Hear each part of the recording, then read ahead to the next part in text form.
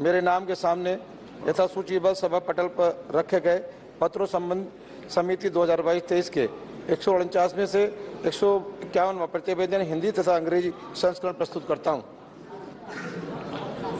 Item number 15, Dr. Satpal Singh ji.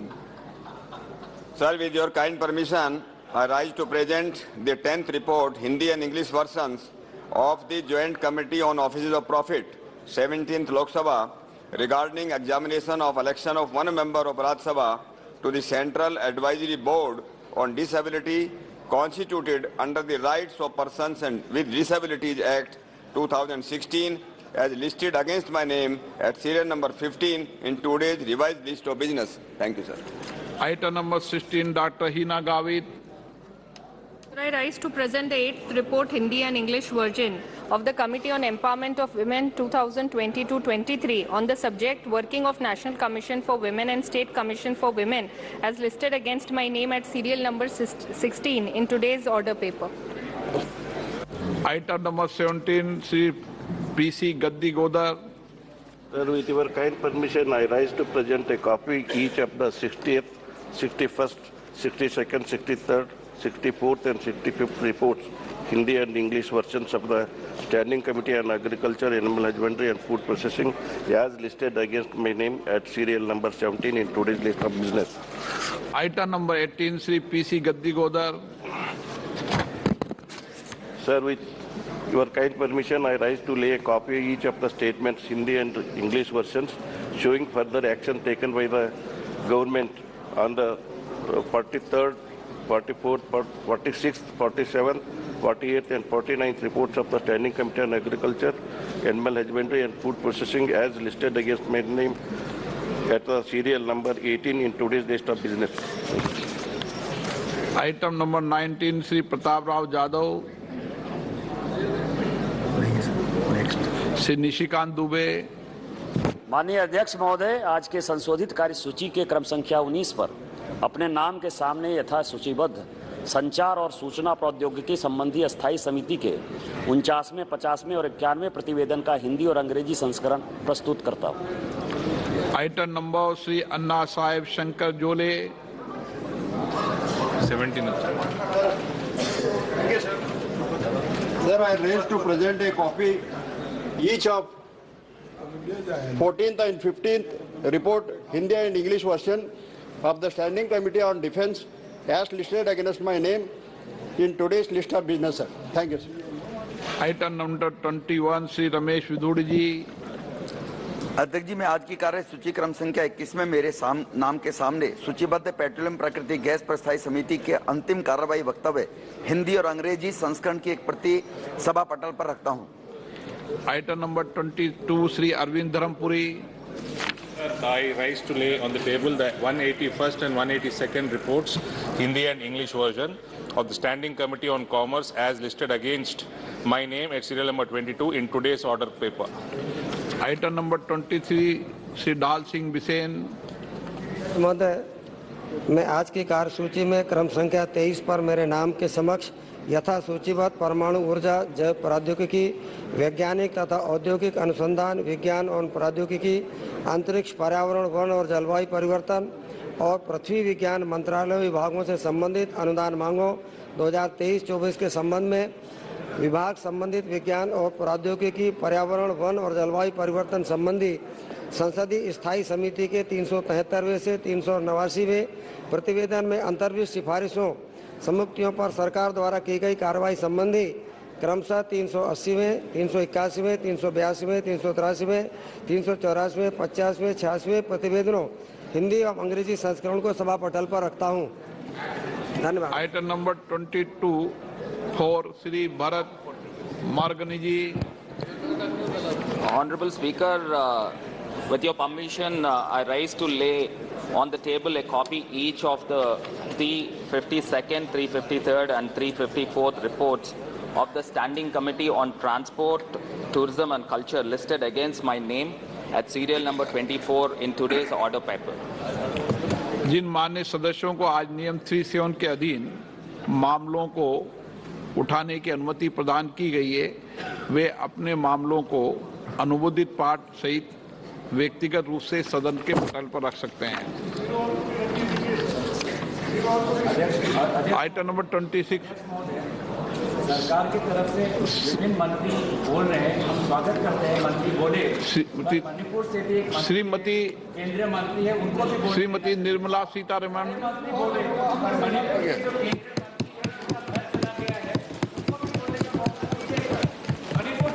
जो सांसद है इनके, उन दोनों सांसदों को क्यों नहीं बोलने दिया जा रहा? अरे हमारा चिंता क्यों करते हैं?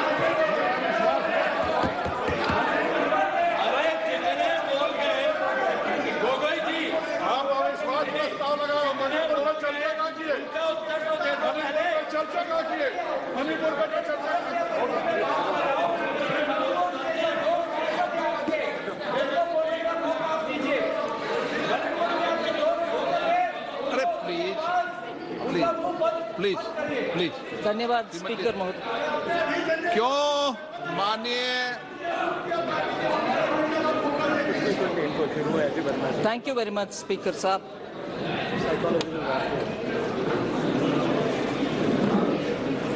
Sir, I like to concentrate on a few particular issues of the economy, of inflation, of some matters which many honorable members have raised, other than speaking about the economy in general as well. Sir, आज पूरे दुनिया में आर्थिक विषयों में बहुत सारे संकट के समय है। The global economy is struggling with twin challenges of high inflation and also slow growth. मैं उदाहरण के लिए विदेश में जो चल रहा है उसको पहले उठाते हूँ, आपके समक्ष रख रही हूँ। ये नहीं है कि आई एम टॉकिंग ओनली विदेशी विषय, I will come to talking about domestic also. Global economy, sir, 2022 में सिर्फ 3% का growth देखे. It just grow over about 3% or little more. And the World Bank is now forecasting that 2023 it will decline to 2.1%. Global growth will decline to 2.1%. And in this, I just want to take the example of some developed countries whose situation it is important for us to understand. UK is facing one of the very challenging times, and Bank of England has raised interest rates 14 consecutive times, hiked it, and today it is at the highest level of 15 years. Eurozone is also struggling. The European Central Bank has also seen very high inflation. The ECB, the European Central Bank, has raised interest rates 9 consecutive times, and they're all hikes, and today it is at a 23-year high. If that is the case with the European Central Bank, in Germany too, which is the largest economy in Europe, there too the challenges are very, very big, and the IMF expects the German economy to contract at a projected 0.3% in 2023. इतना नीचे तक Germany के economy भी गिरावट में आ रही है. Sir, China, yes, it's a very big economy. दुनिया में यूएस, चाइना, ये सब बड़ा इकोनॉमीज है. मैं सीधा उनसे हमारे इकोनॉमी को तुलना नहीं कर रही हूँ, मगर चैलेंजेस जो है दुनिया भर के, और उस चैलेंजेस के वजह से इतना मजबूत जो माना जाता था, मजबूत इकोनॉमी चाइना जैसे, आज एकदम कंज्यूमर डिमांड स्टैग्नेशन के सिचुएशन में है और वेजेस स्टैग्नेशन में है. आज भारत के मीडिया भी ये लिख रहा है कि शायद चाइना एकदम डिफ्लेशन में चली जा रही है. सो चाइना का सिचुएशन, यूरोजोन का सिचुएशन, यूके का सिचुएशन, और आप सब मीडिया में 2 दिन पहले देखे होंगे कि यूएस का डाउनग्रेड हुआ और उसके कारण उनके स्टॉक मार्केट में उथल पुथल होने लगा. इसीलिए मैं इन सब परिप्रेक्ष्य में ऑनरेबल स्पीकर सर आपसे विज्ञप्ति करती हूं कि भारत के इकोनॉमी को एक बार हम इस नजरिया से देखते हुए भारत के इकोनॉमी का हालात को समझना चाहिए। 2013 में जो मॉर्गन स्टैनली ने दुनिया में 5 सबसे नाजुक इकोनॉमी के लिस्ट करते हुए भारत का भी उसमें जोड़ा। 2013 India was declared as a fragile economy. उसी मॉर्गन स्टैनली आज भारत को अपग्रेड करते हैं, भारत को हायर रेटिंग देते हैं। और सिर्फ 9 साल में इतना एकदम खराब और फ्रजाइल परिस्थिति में जो इकोनॉमी गिरावट हमारी हुई, उससे निकलते हुए हमारे सरकार की पॉलिसी के वजह से आर्थिक सुधार हुआ, कोविड के बावजूद भी सुधार हुआ और आज हम देश सबसे फास्टेस्ट ग्रोइंग इकोनॉमी है। और हमारे रियल जीडीपी ग्रोथ 7.2 2022-23 में हुआ and it is projected to grow at 6.5% in 23-24. These are projections given by not just one agency, several global agencies, and our own RBI's projection is also saying this. So सबसे बड़ा, सबसे fastest growing economy और upgrade किए गए economy, जबकि US हो, China हो, सबका डिग्रेडिंग, डाउनग्रेडिंग हो रहा है। So India is in a rare position, sir, of being optimistic and positive for its future growth. Sir, ये सब कैसे हो पॉसिबल हुआ? 2014 से प्रधानमंत्री मोदी जी ने सबका साथ, सबका विकास, सबका विश्वास और सबका प्रयास के रास्ते पे चलते हुए हमारे पॉलिसी को इतना सुधारा जिसके वजह से कोविड का संकट भी क्यों ना हुआ, हम उससे पार करते हुए आज रिकवरी के रास्ते पर सबसे तेजी गति में आगे बढ़ रहे हैं। इससे पहले सर, जनधन योजना सबके साथ का उदाहरण मैं बोलने वाली हूं। जनधन योजना, digital India mission, focus on health through Ayushman Bharat, Jan Aushadhi केंद्र, ये सब सामान्य लोग के लिए बेनिफिट करने वाले ऐसे स्कीम के द्वारा ही सबका साथ हुआ है। मगर इससे पहले हम सुनते थे गरीबी हटाओ, बार बार 6 दशकों से हम सुन रहे हैं गरीबी हटाओ। सचमुच में हटाया गया क्या? नहीं। अभी आप देख रहे हैं हम क्लियरली पॉवर्टी को कम करने में सफल देख पा रहे हैं और भी काम बाकी है। सो यूपीए सरकार ने एक पोस्ट डेटेड चेक देते थे, हम सब समझते हैं आज का चेक नहीं, फ्यूचर डेट में चेक दिया गया गरीबी हटेगा, मगर वो नहीं है हमारे पॉलिसी और मोदी जी ने इसको पूरे के पूरे परिवर्तन कर चुके हैं।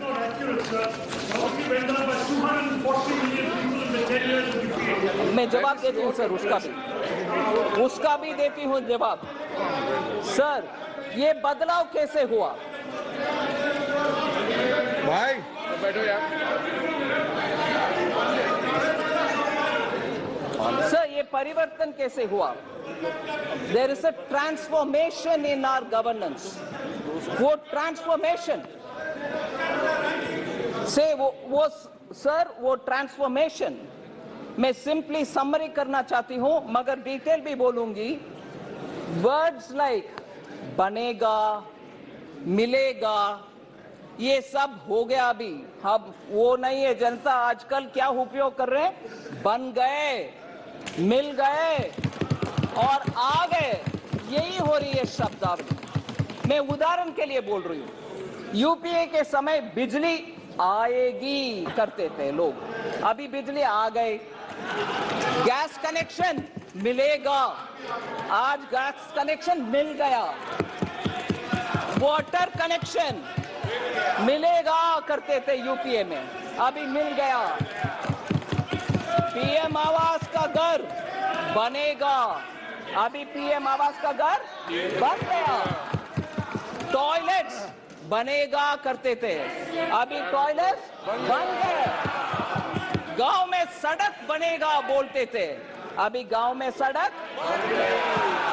हाईवेज बनेगा करते थे, अभी हाईवेज। ब्रिजेस बनेगा करते थे, अभी ब्रिजेस। पोर्ट्स बनेगा करते थे, अभी पोर्ट्स। एयरपोर्ट्स बनेगा करते थे, अभी एयरपोर्ट्स। बैंक अकाउंट्स खुलेगा करते थे, अभी बैंक अकाउंट्स।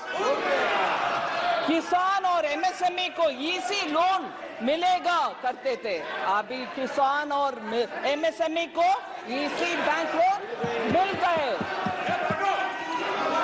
सस्ती दवाई,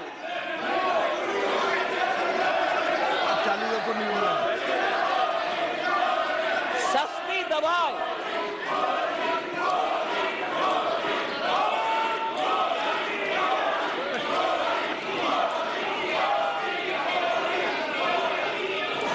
सस्ती दवाई और स्वास्थ्य सुविधा मिलेगा करते थे, अभी सस्ती दवाई और स्वास्थ्य सुविधा मिल गया। आसानी से राशन मिलेगा करते थे, अभी आसानी से राशन मिल गया। इसीलिए सर इसका समझ आवश्यक है। एक्चुअल डिलीवरी से ट्रांसफॉर्मेशन होता है, ना कि मुंह से शब्द कहकर गुमराह करने से। इसीलिए आप जनता को सपने दिखाते हैं, हम जनता के सपने साकार करते हैं। And we believe in empowering all and appeasement of none. Sir,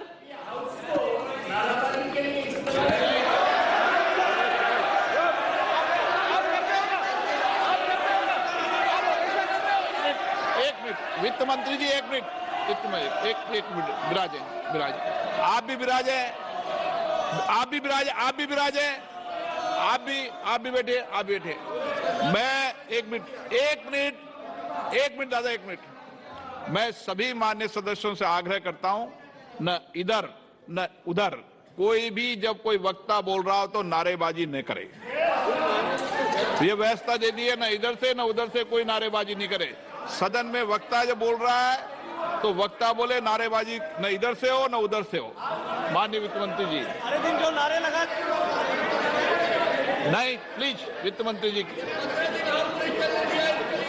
दिन से नारे लगा रहे थे सर।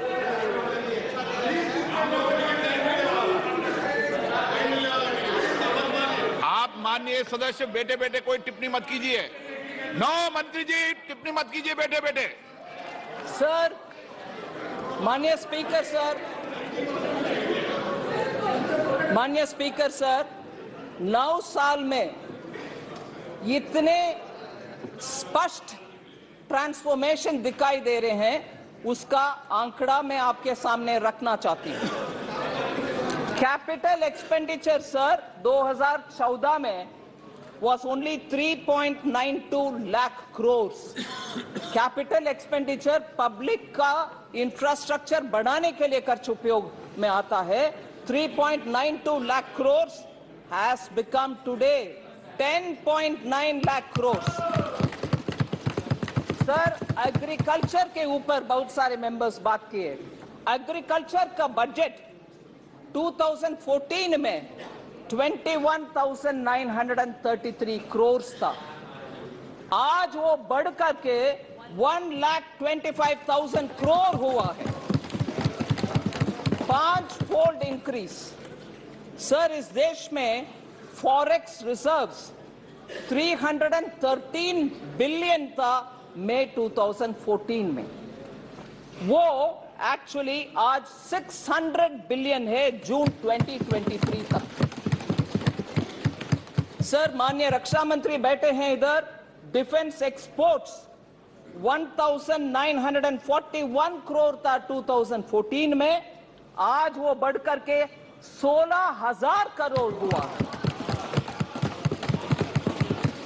सर, किसानों को क्रेडिट मिलने में बहुत ही दिक्कत था। पहले 8.5 लाख करोड़ था 2014 में, आज वो बढ़कर के 21.67 लाख करोड़ हो गया। सर, इस देश में फूड प्रोडक्शन बहुत ही इंपॉर्टेंट है, हमें फूड सिक्योरिटी के लिए वो चाहिए। 265 मिलियन मेट्रिक टन था 2014 में, वो बढ़कर के 323.55 मिलियन मेट्रिक टन हो रहे। दलहन के production pulses 1.52 million metric ton था, 1.52 लाख मेट्रिक टन था 2014 में, वो आज 82.21 लाख मेट्रिक टन तक पहुंच गए। सर, किसानों को डायरेक्टली बेनिफिट देने वाले एथेनॉल प्रोडक्शन 38 करोड़ लीटर्स था 2014 में, आज वो 434 करोड़ लीटर्स हुआ। इस ऐसे ही टैप वाटर कनेक्शन, हर घर में पानी, नल से जल scheme, water affairs, water ministry इधर रिप्रेजेंटेटिव मिनिस्टर बैठे हैं। 1.79 crore houses, 3.2 crore house holds में वाटर पहुंचा है, पानी पीने के पानी पहुंचा है 2014 में, मगर आज वो बढ़कर के 12.7 करोड़ हाउस होल्ड तक पहुंच गया।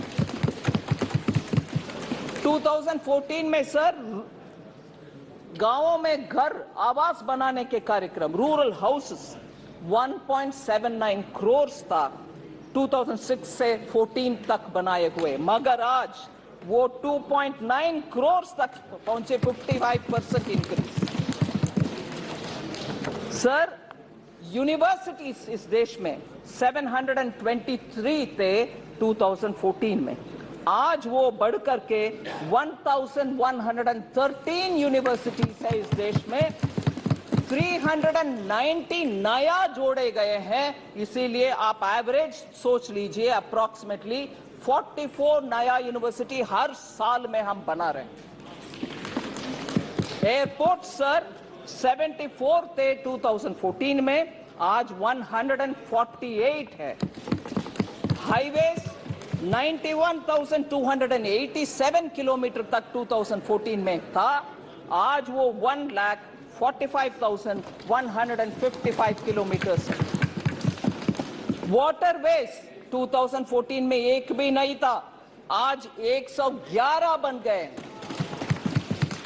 ऐसे ही मेगा फूड पार्क 2014 में 2 ही थे देश में, आज 23 है। सर, ग्लोबल रैंकिंग में हमारे देश 2014 में 10वीं रैंक में था, आज हम ऊपर आ गए 5वीं रैंक में। सर, इसके अलावा बहुत सारे रैंकिंग है, मगर उसमें एक विषय में बोलना चाह रही हूं, मैटरनल मॉर्टैलिटी रेट, जो महिला के हेल्थ के लिए बहुत ही इंपॉर्टेंट इंडिकेटर है। 2014 में 167th रैंक में थे, 13 का रैंक है 167, आज वो रैंक 97 तक आ गए हैं, अच्छा इंप्रूवमेंट दिखा रहे हैं। सर, जरूर बोलूंगी। सर, एक्चुअली सर, मुझे एक विषय बोलना चाहती हूं, क्योंकि पूरे एक दशक को वेस्ट किया यूपीए ने, पूरे बर्बाद हो गए, वेस्टेड पूरे एक डिकेड है, क्योंकि करप्शन और क्रोनिज्म ज्यादा था। मगर आज every crisis and every adversity has been changed into a reform and an opportunity.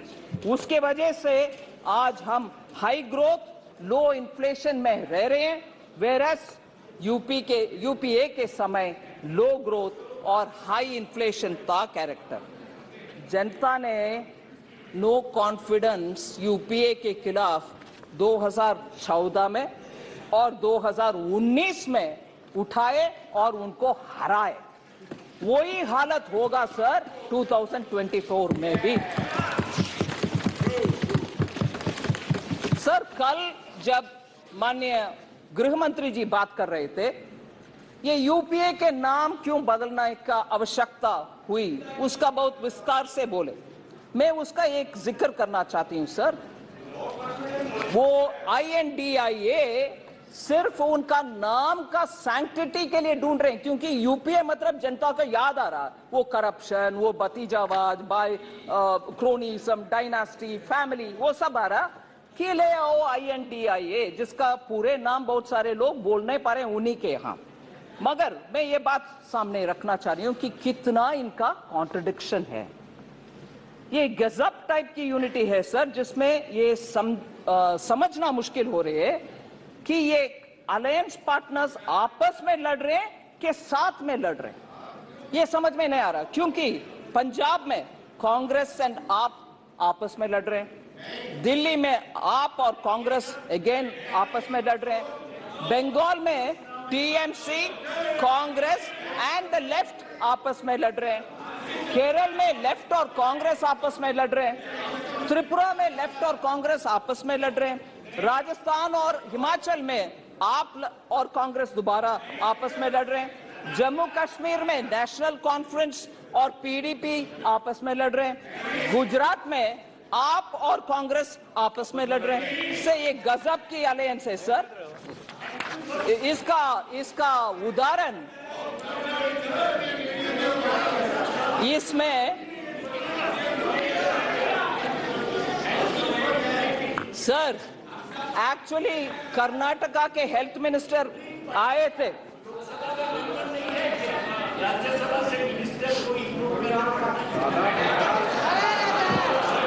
क्या बात करते हैं मिनिस्टर है ना क्या? प्रोफेसर सौगता राय को मैं याद दिलाना चाह रही हूँ, मंत्री नहीं प्रधानमंत्री इंपोर्ट करते थे राज्यसभा से डॉक्टर मनमोहन सिंह को, याद रखिए ना सर।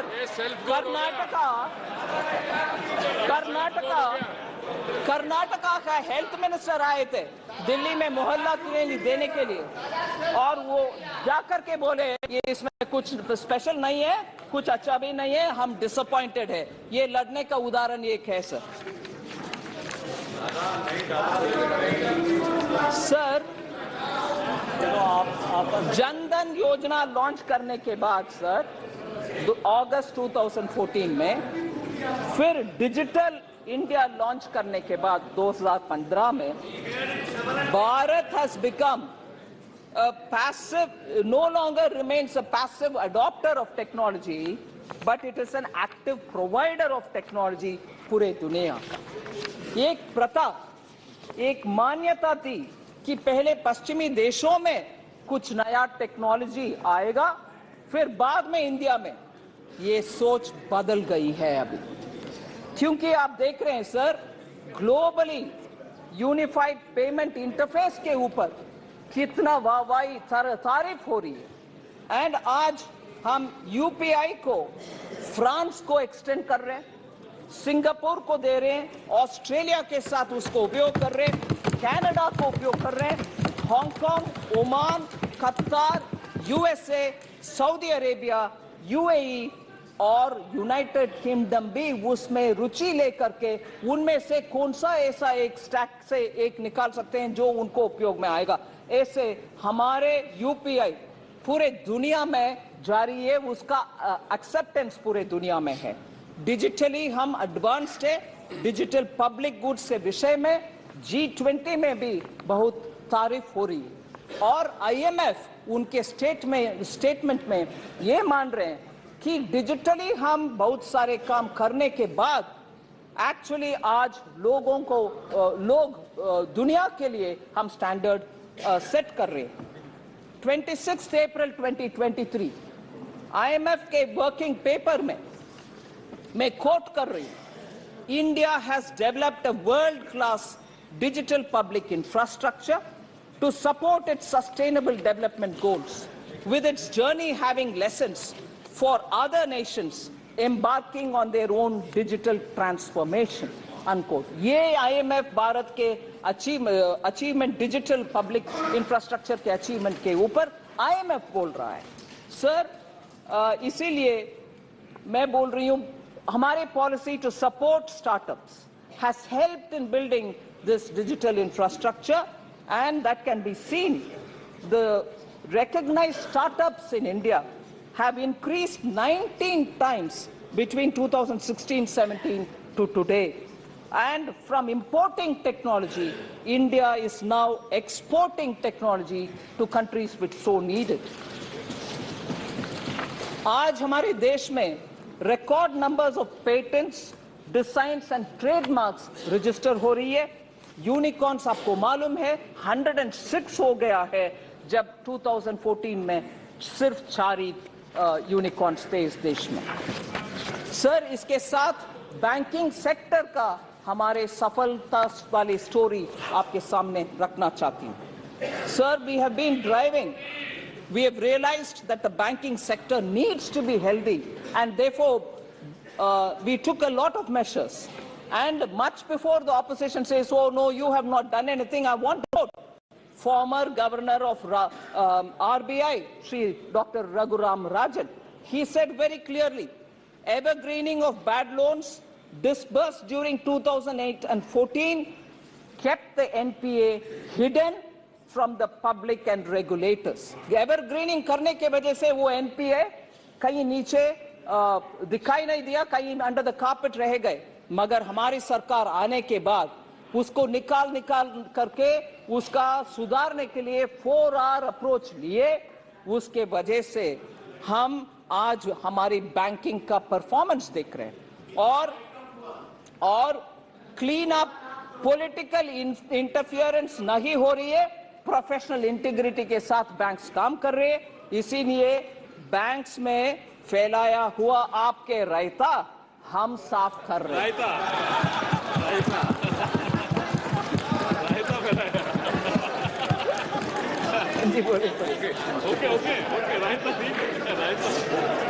सब पब्लिक सेक्टर बैंक्स आज sorry? Oh yes, I'll have to do that because you're twisting the write-offs. Chaos. Sir, रायता और write-off में confuse कर रहे हैं। वो भी है। Sir, public sector banks have record profits of over 1 lakh crore. हमारे पब्लिक सेक्टर बैंक्स आज 1 लाख करोड़ से ज्यादा मुनाफा कमा रहे हैं। Gross NPAs and net NPAs are at their decadal lows, and हमारे बैंकों के जो डिविडेंड सरकार को पहुंचता है वो जन कल्याण के लिए उपयोग करते हैं। हम इससे पहले जो बैंक का हालात था उससे वो उबर कर ऊपर आकर के अच्छा मुनाफा कमाने के लिए आज हेल्थ उनका अच्छा है। SBI has become the most profitable company. In Q1 of FY 23-24, SBI earned 18,537 crores as profits. Sir, वो debt-laden nightmare के ecosystem से आज pillar of जन कल्याण बन गए हैं हमारे banks.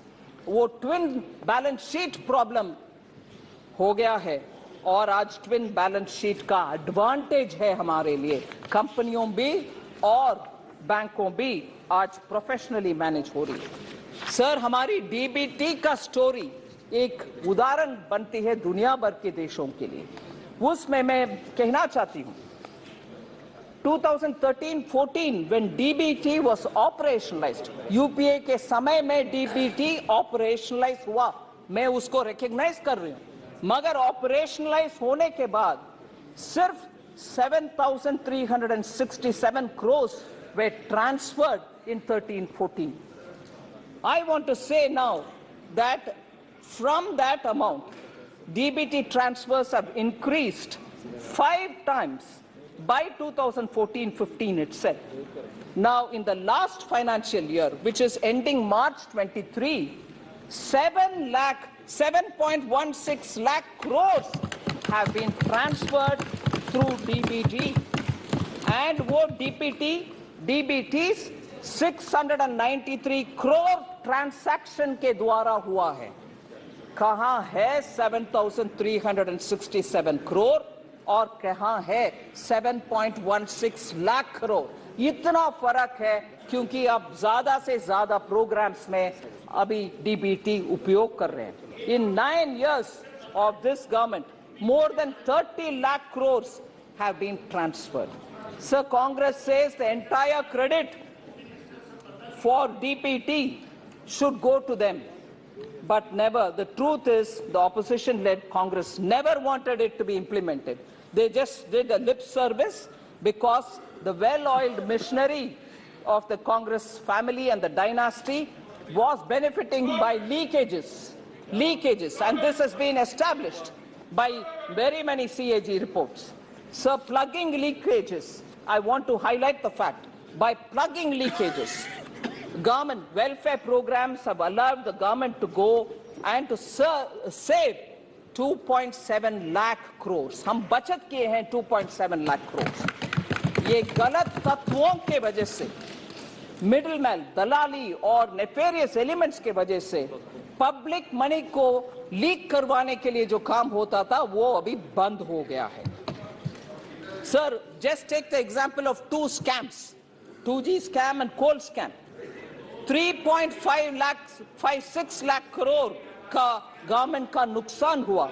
हम मगर डीबीटी के द्वारा 2.76 लाख करोड़ का बचत दिखा रहे हैं क्योंकि लीकेजेस को बंद कर दिया, दलाली को बंद कर दिया। 2.76 लाख करोड़ हम सेविंग में दिखा रहे हैं। सर, लॉन्च करने में एक मजा है, स्कीम लॉन्च करते जाओ, मगर उसका पालन और इम्प्लीमेंटेशन में कोई सख्ती दिखाना नहीं है। वो है कांग्रेस का नियत। बार बार बोलते हैं जन औषधि केंद्र भी हमारा प्रोग्राम है, हम ही लॉन्च किए हैं। हाँ, लॉन्च किए हैं जरूर, हवा में रह गए हैं, जमीन पे लोगों के पास नहीं आया वो जन औषधि केंद्र। मैं ये बात बोलना चाह रही हूं कि आखिर हम लोग ग्रास रूट्स और ग्राउंड से जुड़े हुए लोग हैं, इसीलिए जन औषधि केंद्र का प्रोग्रेस आपके सामने में रखना चाहती हूं। Sir, objective of Jan Aushadhi Kendra was to make sure that at least one Jan Aushadhi Kendra or store will be in each district. जब यूपीए ने लॉन्च किया उस समय उनके मकसद ये था कि जन औषधि केंद्र हर डिस्ट्रिक्ट में कम से कम एक हो, मगर 2008 से लेकर 2014 तक सिर्फ 80 लॉन्च किए हैं यूपीए, सिर्फ 80। इस देश में तब मान लीजिए 600 से ज्यादा डिस्ट्रिक्ट रहते थे, अभी तो 700 से ज्यादा हो गए। 600 में से सिर्फ 80 तक पहुंचे, 8 से लेकर 14 तक, 2008 से 14 तक। सो लॉन्च करने में खुशी है मगर इंप्लीमेंट करने में नहीं। मगर हमारे नीयत अलग है, इंप्लीमेंटेशन के ओर है। लोग वेट करते रहे और वेट करते रह गए कि हमारे डिस्ट्रिक्ट में खुलेगा जन औषधि केंद्र और हम सस्ते दवाई खरीद पाएंगे, मगर नहीं हुआ उनके कार्यकाल में। PM Modi himself felt the pain of how high prices of drugs are affecting normal middle class and poor family. As a result, he took direct interest in it and made sure Jan Aushadhi Kendra are implemented and opened in every district. If you see the progress between 2014, every year the numbers increased. In 1 year, the number of stores tripled from 80 to 279, 15-16 mein. And then it became 1,080 in 16-17. The target of opening 3,000 kendras was achieved in December 2017. Sir, now साल में अभी 9,484 जन औषधि केंद्र देश भर में है। And these Jan Aushadhi Kendras have nearly 50 to 80% cheaper medicine, which benefits the middle class, which benefits the poor, and nearly 1,800 drugs are available there. 285 surgical equipments are also available सस्ते में. इसीलिए हम ध्यान रखना चाहिए कि लॉन्चिंग में मजा नहीं है, एक्चुअली एग्जीक्यूट करके दिखाओ, उसमें जनता का हित है. सर, क्योंकि हम हेल्थ के बारे में बात कर रहे हैं, मेडिकल कॉलेजेस 700 से लेकर 1341 हो गया है अभी. 2014 में 700 ही थे, आज 1341 मेडिकल कॉलेजेस. मेडिकल सीट्स जिससे आपको डॉक्टर्स जरूरत है देश में, उस समय 2014 में 82,466 सीट था, आज 1,52,129 सीट्स अवेलेबल है. सर, 69,000 सीट्स नया ऐड हुआ है. सर, एम्स के बारे में बहुत चर्चा होती है इस सदन में. 2014 में 15 एम्स थे, आज 23 एम्स है इस देश में. और मैं और एक विषय बोलना चाहिए इस विषय में.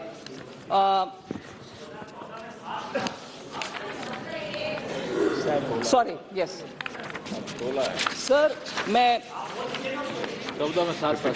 14 में एम्स 7 थे सर, मैं गलत 15 बोल दिया.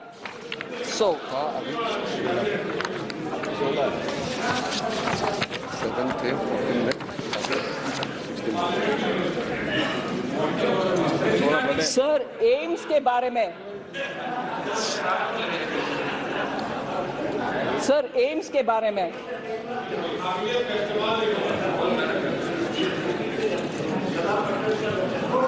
senior member Thiru T.R. Balu had expressed his concern about AIIMS in Madurai. Sir, I want to say some particular details on that. It was very disappointing, sir, that such a senior member had to say, is it not something of this wordings, I'm saying it in English, is it not shameful on the part of the PM that he has to borrow from Japan, JICA, to build our AIIMS? So I just... Tamil mein, sir? He spoke in English, sir. I'll say speak in English. No, don't worry. Sir, my reply will be both in English and Tamil, sir. Both. I am not quoting in English or Tamil, whichever honorable member said. It is recorded and everybody's heard. But my reply, thank you to you, sir, because you've given me the permission, will be both in English and Tamil. Sir, thank you. Sir, AIIMS, first I'll say it in English, sir. AIIMS in Tamil Nadu, Madurai. Sorry. Sir, AIIMS in Tamil Nadu, sir, is being set up in Madurai. The total project cost is 1,977.80 crores. And the loan amount is 1,627 crores. Sir, I want to be clear and I want this to go on record. Since this is a central sector project, the center has taken the entire loan and there is no burden on Tamil Nadu government. It forms a part of a central borrowing.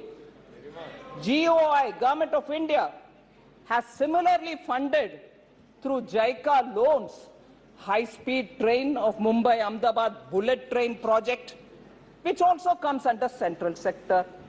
So the servicing entirely of that loan is done by Government of India. Now, in other states you have established AIIMS, but in Tamil Nadu you have not yet established. I want to say treatment is no different. If anything, AIIMS in Tamil Nadu receives one additional benefit. I'd like to put that on record. Normally, AIIMS usually has 750 beds, whereas AIIMS Madurai will have 900 beds. 750 plus 150 beds, because infectious block is also being added. Infectious disease block is not also getting added. Sir, MBBS classes with 50 students has already started from April 2022. April 2022 in a temporary accommodation, and that medical college in temporary accommodation is in Ramanathapuram. Currently, sir, 1 minute, sir. If you will allow me, I will continue and they can always have their objection said to what I'm saying later, sir. Medical College Ramanathapuram currently has 99 students who have been admitted. Sir, Madurai it is coming. AIMS is coming in Madurai. Sir, now that, sir, will you permit me to say it in Tamil? Sir, AIMS Madurai, Maduraile kattapadrathu. Maduraile 1977 கோடிக்கான இந்த AIIMS 1627 கோடிக்கான கடன் ஜெய்காலேந்து எடுத்துட்டு மத்திய அரசு கட்டுது. மத்திய அரசின் செலவுல கட்டப்படுது. மத்திய அரசு இந்த லோனை தீர்த்து வைக்கும். தமிழ்நாடு அரசுக்கு இதன் மூலமாக ஒரு விதமான கடன் உபாதையும் இல்லை. இந்த லோன் மத்திய அரசோட லோன், இது தமிழ்நாட்டுக்கு மேல இல்ல. அதனால தயவு பண்ணி இந்த ஹவுஸ்ல இந்த விஷயத்தை பத்தி பேசும்போது தப்பு அபிப்பிராயம் கலப்ப வேண்டாம். அதை தவிர இல்ல, எல்லா ஊர்லயும் கட்டப்படுற எய்ம்ஸ் 750 பெட் தான் இருக்கும். ஆனா தமிழ்நாட்டுல மதுரையில கட்டப்படுற எய்ம்ஸ்ல 950 பெட்டுகள் இருக்கப்படுறது. 700க்கு மேல 150. அந்த 150 கூட தொட்டு வியாதி வராம இருக்கிறதுக்கான தடுப்பு வார்டு கட்டுறதுனால, அதனால தமிழ்நாட்டுக்கு கடனும் இல்லை, நிறைய பெட்டும் கிடைக்குது.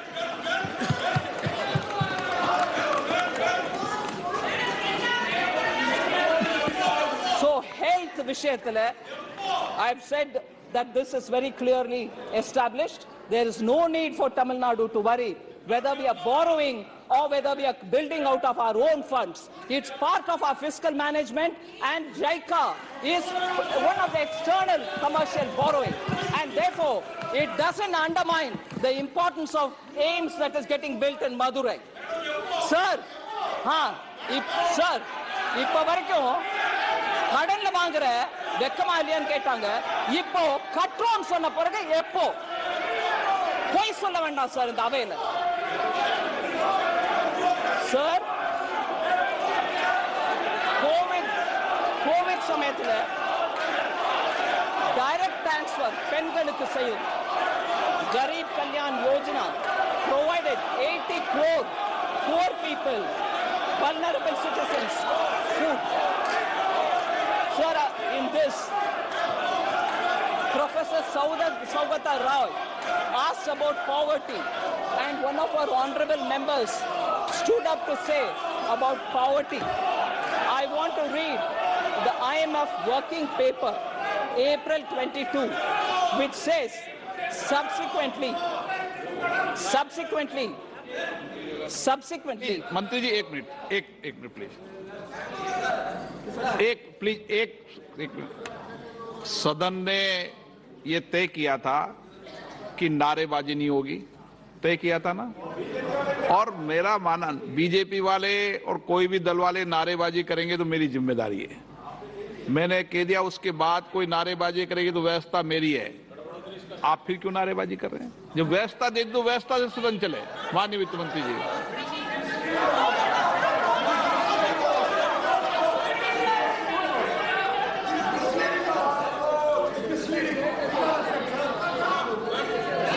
these are hard facts that I've given on the data, sir. Sir, poverty alleviation, somebody was raising that question, and one of our honorable members stood up to say, but I want to read this. IMF working paper, sir, of April 2022. I'm quoting it. Subsequently, the doubling of entitlements in 2020, जहां भारत सरकार ने ration double किया और totally मुफ्त में दिया, उसके ऊपर subsequently, सर, मोर तमिलनाडु विषय है सर, नहीं वो सुनकर जाए सर। बहुत सारे और तमिलनाडु का फैक्ट्स है, सुनना चाहिए। क्यों भाग रहे हैं? ये ஓடுறீங்க தமிழ்நாட்டை பத்தி உன்ன நிறைய விஷயம் நான் சொல்லணும், ஓடிராதீங்க। ஒருவேளை போனா கூட போய் டிவில பாருங்க, தமிழ்நாடு விஷயம் இன்னும் நிறைய சொல்றதுக்கு இருக்கு, நான் சொல்றேன் அதை, டிவில போய் பாருங்க sir.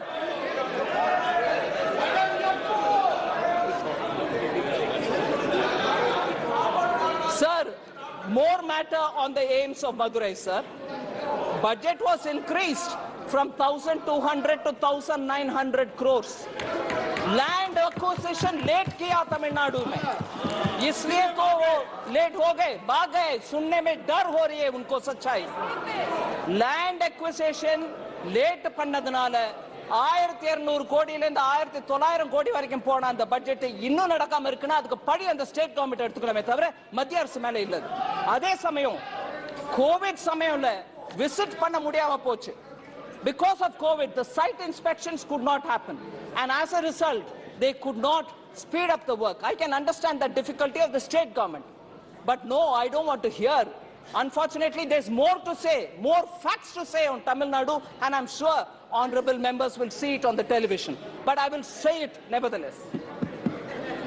Sir, I want to highlight that IMF working paper, sir, which was issued in April 2022. Subsequently, I'm quoting, the doubling of entitlements in 2020, doubling meaning Prime Minister Modi, where ration was only 5 kg per person, gave another 5 kg and gave totally free for 80 crore people. So referring to that, subsequently the doubling of entitlements in 2020 helped maintain extreme poverty at the low of 0.8% level. Without any food subsidies, extreme poverty in the pandemic year would have increased by 1.05%, and lower middle income poverty would have increased by 8%. This is IMF recognizing Prime Minister Modi's Garib Kalyan Anna Yojana and saying that stopped people from going into poverty. Sir, lots of steps have been taken for containing inflation. I want to highlight some of them specifically because people are requiring of that kind of a steps because we want to contain inflation. So I want to recognize the group of ministers which has been taking timely steps to contain the high prices which are hitting common citizens. So, tour import in the current year is higher than that of the Kharif season, that of the corresponding year last year. Shipments from Mozambique are on the way. In the case of urad dal, sir, current Kharif sowing is 14% lesser than before, and for this 3.3 lakh metric tons of urad is expected to be imported from Myanmar, and therefore that will also cool the prices down. Sufficient stocks of domestic moong is available, and therefore aggressive disposal measures are also being taken. In respect of masoor, sir, domestic and global availability positions are comfortable. The procurement of imported masoor stock has also been initiated, and that will also add to the buffer. There is also a conversion of chana into chana dal so that for retail disposal under the Bharat Dal initiative, which has been launched on 17th July 2023. Another 3 lakh metric tons of onions for the buffer has also been in procurement completed. I also want to add, sir, procuring of tomatoes from tomato growing regions of Maharashtra and Andhra Pradesh and also Karnataka, and distribution of these through cooperative societies like NCCF, NAFED are all happening. Bihar, West Bengal, Uttar Pradesh, Delhi and Rajasthan, this has already started from 14th July, and this will continue. Also in Delhi, mobile vans are distributing as outlets of NCCF and NAFED, and also the Kendriya Bandar. As on date, sir, NCCF has distributed 88 lakhs 884,612 kgs of tomatoes in Rajasthan, Delhi, NCR and Uttar Pradesh, and this will continue in the coming days, and this will be increased also. Also, through the ONDC, the Open Network for Digital Commerce, Delhi NCR region citizens can procure tomatoes. Already prices in Andhra Pradesh and Karnataka, the wholesale mandis of tomato has started coming down below 100%, 100 rupees, and we expect this to also help us. As of today, sir, we have booked tomatoes from Kolar Mandi and coming to Delhi, and this will be coming at 85 rupees per kg. Also, the wholesale price in Andhra Pradesh, as I said, has already started coming below 100. We have also initiated imports from Nepal by removing the import restrictions, and the first lot of tomatoes from Nepal are likely to reach Varanasi, Lucknow, Kanpur by Friday itself. NCCF is planning a mega sale of tomatoes in Delhi NCR region at a subsidized rate of 70 rupees this weekend and covering all the nooks and corners of Delhi. So I want to highlight the fact that on these essential commodities, we are taking enough steps, but more will also be taken because we are conscious that people need essentials at an affordable price. So COVID management also tells a lot about how we were able to... Sorry? Minister has already placed all these statistics. So it's again a repetition. So you don't want data? So just to highlight what measures have been taken to make sure the recovery happens well. Manufacturing, we brought in PLI schemes and ease of doing business reforms. Taxation, we brought in faceless income tax, repealed retrospective taxation, we brought in transparency. ECGLS has benefited 14 lakh MSMEs. One Nation, One Ration card has benefited the common man, particularly the migrant workers. Credit for street vendors is now available under PM Swanidhi without any kind of collateral. Diversified opportunities in coal has resulted in several minerals being now freely available. Account aggregator has come in play, and also limited liability partnership have been provided, a lot of ease of doing business. So I will move over to talking about, sir, inflation, of course. If I give data, it's not comfortable for many of them to hear, but it is a matter of fact, sir, that opposition-ruled states have not reduced the price of fuel, as a result of which inflation in those states are still continuing to be high. Rajasthan is one of them. Bihar, Kerala, Telangana are all still keeping their fuel price high. Punjab, in fact, has gone to increasing the price of fuel. As a result, inflation pressures are being felt, although Prime Minister Modi twice reduced the price by cutting down on excise duty. Sir, MSME, I had a few things to say, but for the constraint of time, I'll move over to talking on how Modi ji has kept the whole nation in mind. North, East, West, South, all of them have been given several important projects. Sabka Saath works out, sir. East, for instance, 5 fertilizer factories have been saved from closure, 4 of them in eastern India, Gorakhpur, Barauni, Talcher, and Sindri. Northeast, actually, a special program called PM Divine was given, as a result of which 6,600 crore fund reached the Northeast for livelihood development, social development, and infrastructure development. Capital expenditure has also been given as grants to many of the states. So Northern India, in fact, particularly Jammu and Kashmir, benefited after Article 370 has been removed. An immense lot of progress is being made in J&K. I want to focus also, sir, on the central India, where commencement of commercial coal mining has actually helped the states. Now, production of wheat in Madhya Pradesh has increased from 174.8 lakh tons to 352.7 lakh tons in the last decade. Madhya Pradesh's share in wheat export is now 46%. And also, if you look at it, paddy also is now being produced on a higher number. 53.2 lakh tons is now 131.8 lakh tons. So, actually, G20 is a forum where Prime Minister Modi has showcased all India. The meetings are happening in every state of India and not confined to any one particular. So Sabka Saath is now showcased in so many different ways. I want to emphasize, because I'm from the south, I just want to highlight that Prime Minister Modi recently announced redevelopment of railway stations. 508 railway stations are being redeveloped, of which 76 are in South India. Andhra Pradesh, Karnataka, Kerala, Tamil Nadu and Telangana.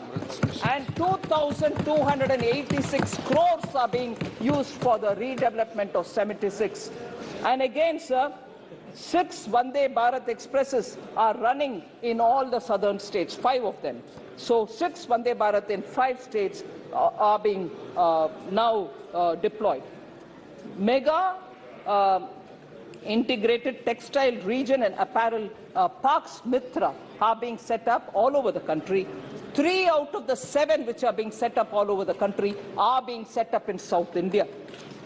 In the union budget, sir, the budget for Mitra has been increased from 3 crores to 200 crores. Now, the 3 Mitra parks are in Tamil Nadu, Telangana and Karnataka.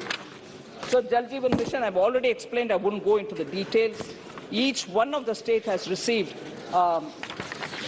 schemes, whether it is Awas Yojana, Swachhata, I can go into the details, but I just want to highlight tax devolution, an important factor. 2004 to 14, 3.56 lakh crores were devolved to the states, whereas up to between 2014 and 2023, with 1 more year to go, we have already devolved 10.69 lakh crores. Where is 10.69? So I want to highlight that. Similarly, grants given to states, sir, I just want to highlight that between 2004 and 14, 2.18 lakh crores were given as grants to states. Whereas now, till 2023, March, 9.38 lakh crores have been given as grants to the states. Sir, you are aware that we gave special assistance to states on capital expenditure, which is a 50-year loan, interest-free, being given to all the states. From 2020-21, the COVID year to today, we have given 25,245 crores to 5 states in the south as interest-free capital assistance, special assistance on capital. So, sir, I now just go to those specific members who have raised issues. Honorable Member Supriya Sule is seated here. She raised a question about doubling of farmers' income.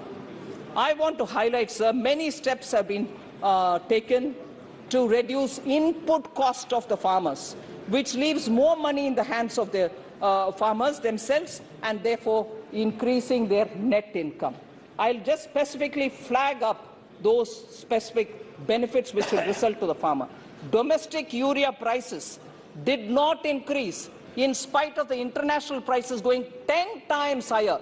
Approximately 300 a bori is continuing to be 300 a bori, although international import prices were touching 2,980 crores, 2,090 rupees also.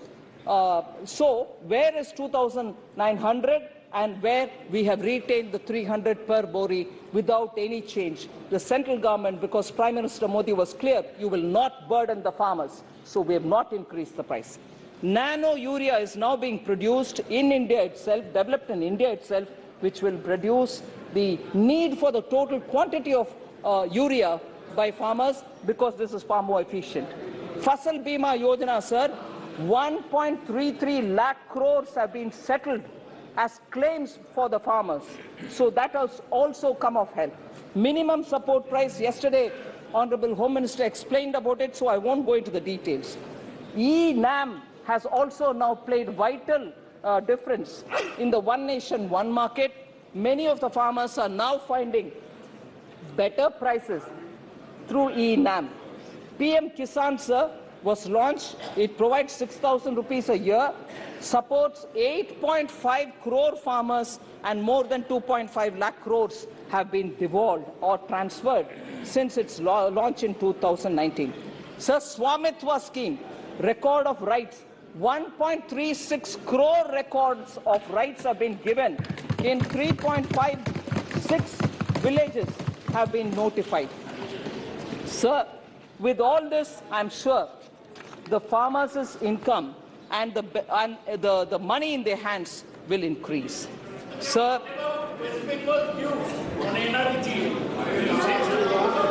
yeah, that has been answered even in the budget session, sir. Sir,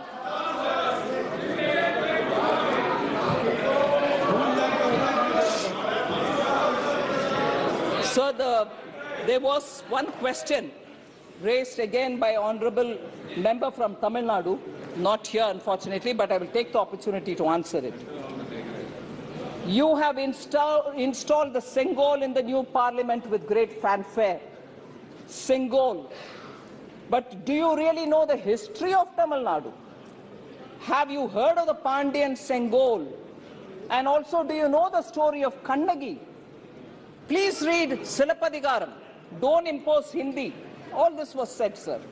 I just want to highlight the fact that Sengol, particularly as given to for our first Prime Minister, was also given by the Adimans, who are a unique institution for Tamil Nadu.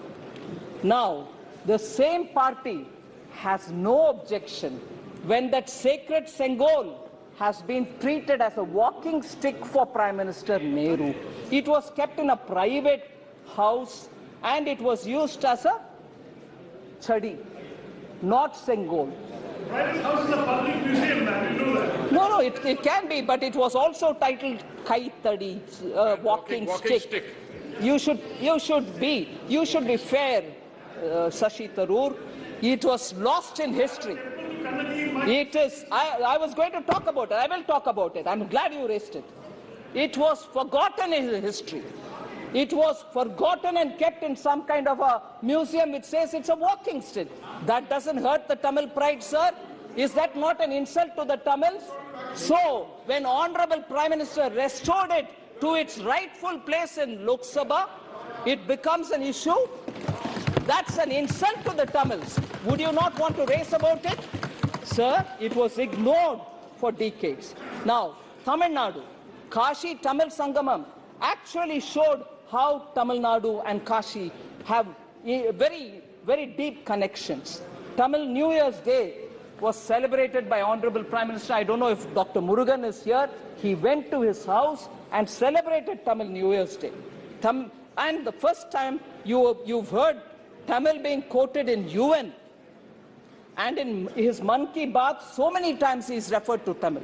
And also, more than 10 to 12 quotes have been taken from Purananuru or Thirukural and been used.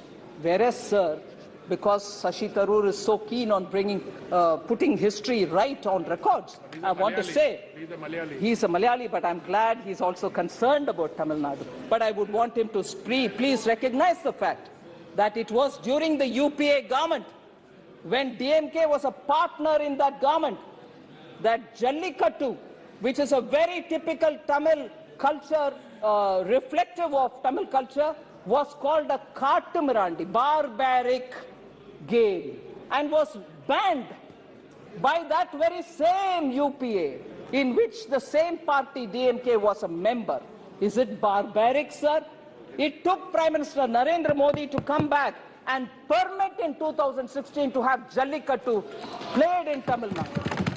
So, the very same party which is now shedding crocodile tears should know about it.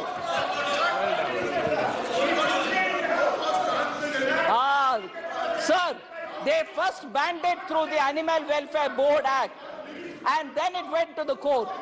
And we gave a suggestion to the local government saying, don't please, you have powers to extricate it out. And when it is possible by Prime Minister Modi, why couldn't they take it? First of all, who put it as a barbaric game?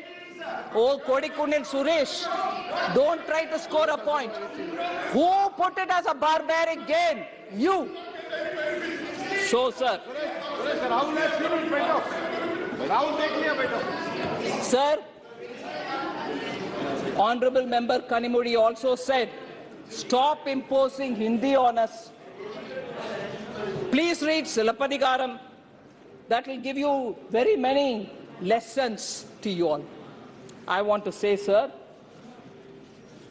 in Tamil Nadu, for over several decades, pala natkalaga Tamil Nadu, pala varshangalaga Tamil Nadu, Hindi tinippai எதிர்க்கிறோம் என்ற பேரில் ஹிந்தியும் சம்ஸ்கிருதமும் கத்துக்க கூடாது அது ஒரு திணிப்பு இருந்தது.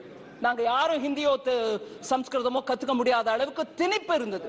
கொள்கை மூலமான திணிப்பு.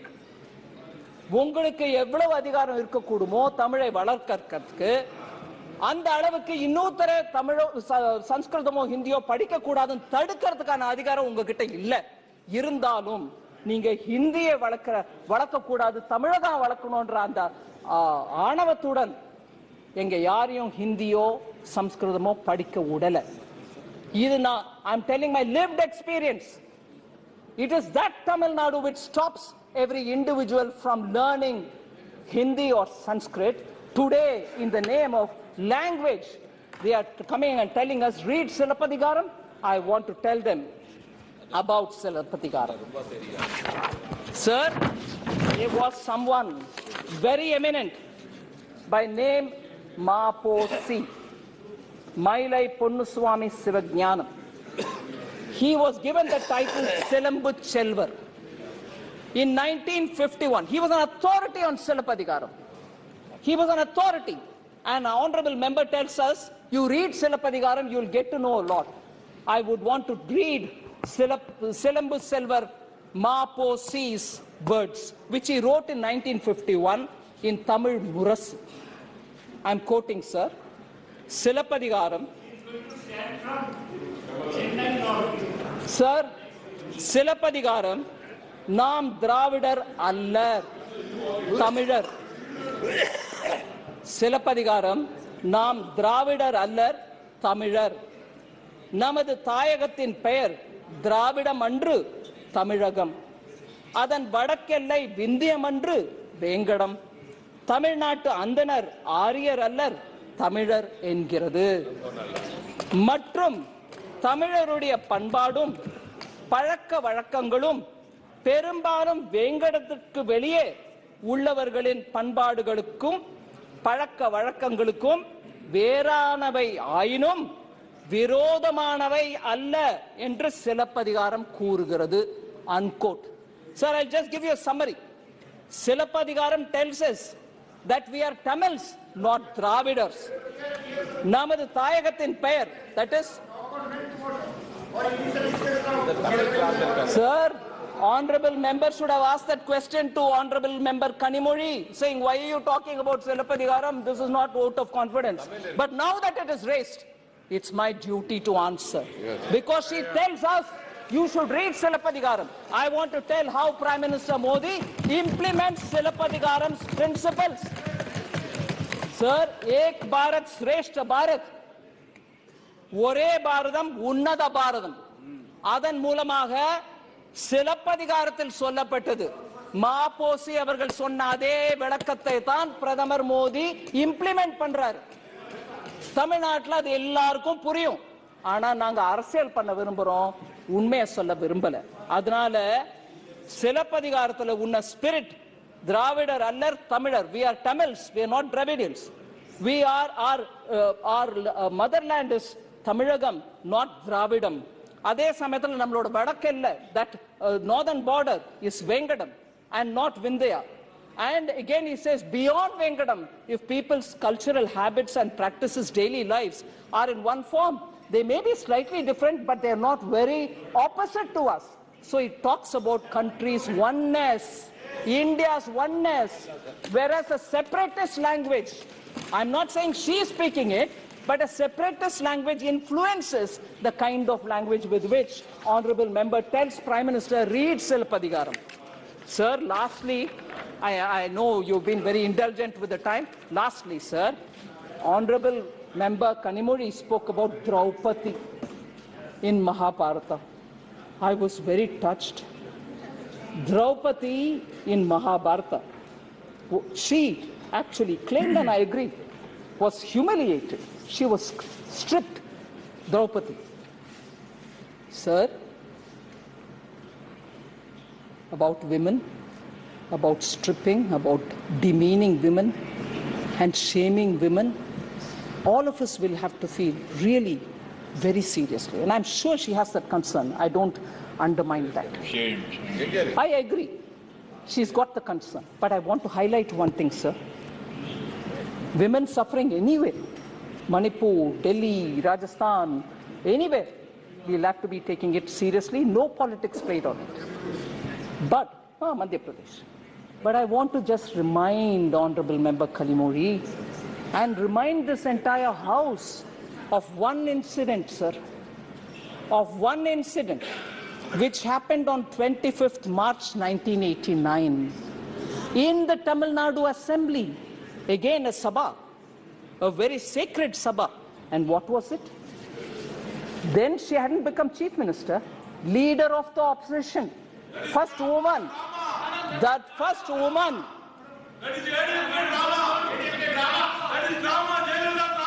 Jayalalitha's sari was pulled in Tamil Nadu.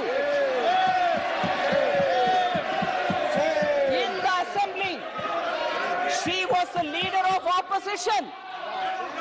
Her sari was pulled, and the DMK members who were seated there heckled at her, laughed at her, made fun of her. You're talking of Kaurava Sabha? You're talking of Draupadi? Has DMK forgotten Jayalalitha? You pulled her sari. You demeaned her.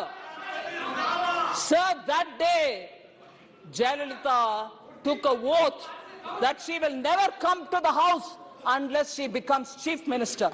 And 2 years later, believe, all of us know it, she returned as Chief Minister of Tamil Nadu.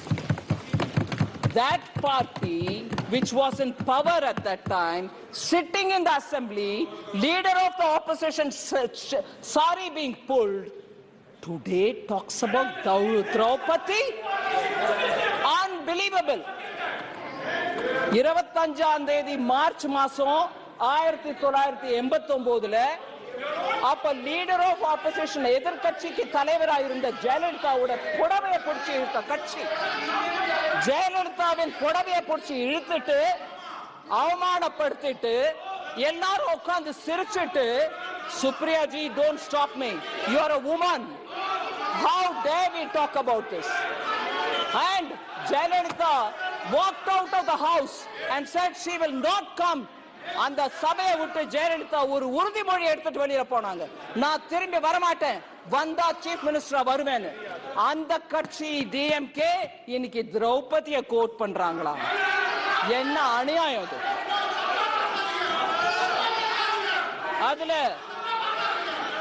அதுல இன்னும் விவரமா திரௌபதி அப்ப கடவுள் சொன்னாரு, கடவுள் வந்து உதவல, silent ஸ்பெக்டேட்டரா இருந்தவங்க எல்லாருக்கும் பனிஷ்மெண்ட் கிடைக்கும்.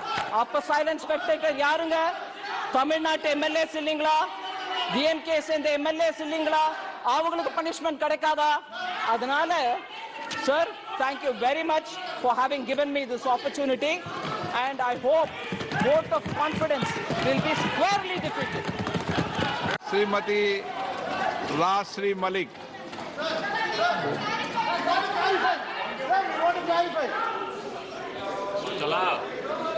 सम्मान्य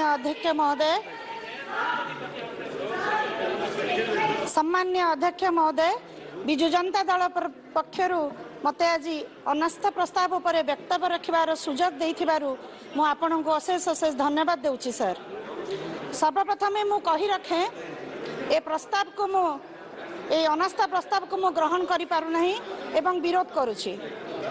सर ओडिशा माननीय मुख्यमंत्री श्रीजुक्त नवीन पट्टनायक अक्लांत परिश्रम तथा ओडिशावासी स्नेह श्रद्धा एवं विश्वास जोगु आज ओडिशा अन्य बड़ बड़ राज्यों को पछरे पकाई एक विकासशील राज्यर मान्यता पाई। Please let the house be in order, please. Please, honorable ministers. Please, let the house be in order, please. Welcome. Yes, ma'am. Sir Odisha माननीय मुख्यमंत्री श्रीजुक्त नवीन पट्टनायक अक्लांत परिश्रम तथा ओडिशावासी स्नेह श्रद्धा एवं विश्वास जोगु आज ओडिशा अन्य बड़ बड़ राज्यों को पछरे पकाई एक विकासशील राज्यर मान्यता पाई एवं विश्व स्तर में निजर स्वतंत्र परिचय सृष्टि करि पारिछि। स्वच्छ एवं गतिशील शासन द्वारा ओडिशा अर्थनैतिक क्षेत्र में एक उल्लेखनीय प्रदर्शन मध्य करि पारिछि। ओडिशार आउटस्टैंडिंग लायबिलिटी अन्य राज्य तुलन में कमिबारे लागिछि। केवल इकोनॉमिक ग्रोथ नुहे सर बरं पॉलिटिकल स्टेबिलिटी जोगु आज ओडिशा एक सोशल स्टेबिलिटी संभव हो पारिछि। माननीय मुख्यमंत्री नवीन पट्टनायक सर्वदा ओडिशार विकास को गुरुत्व दे आसिछंती।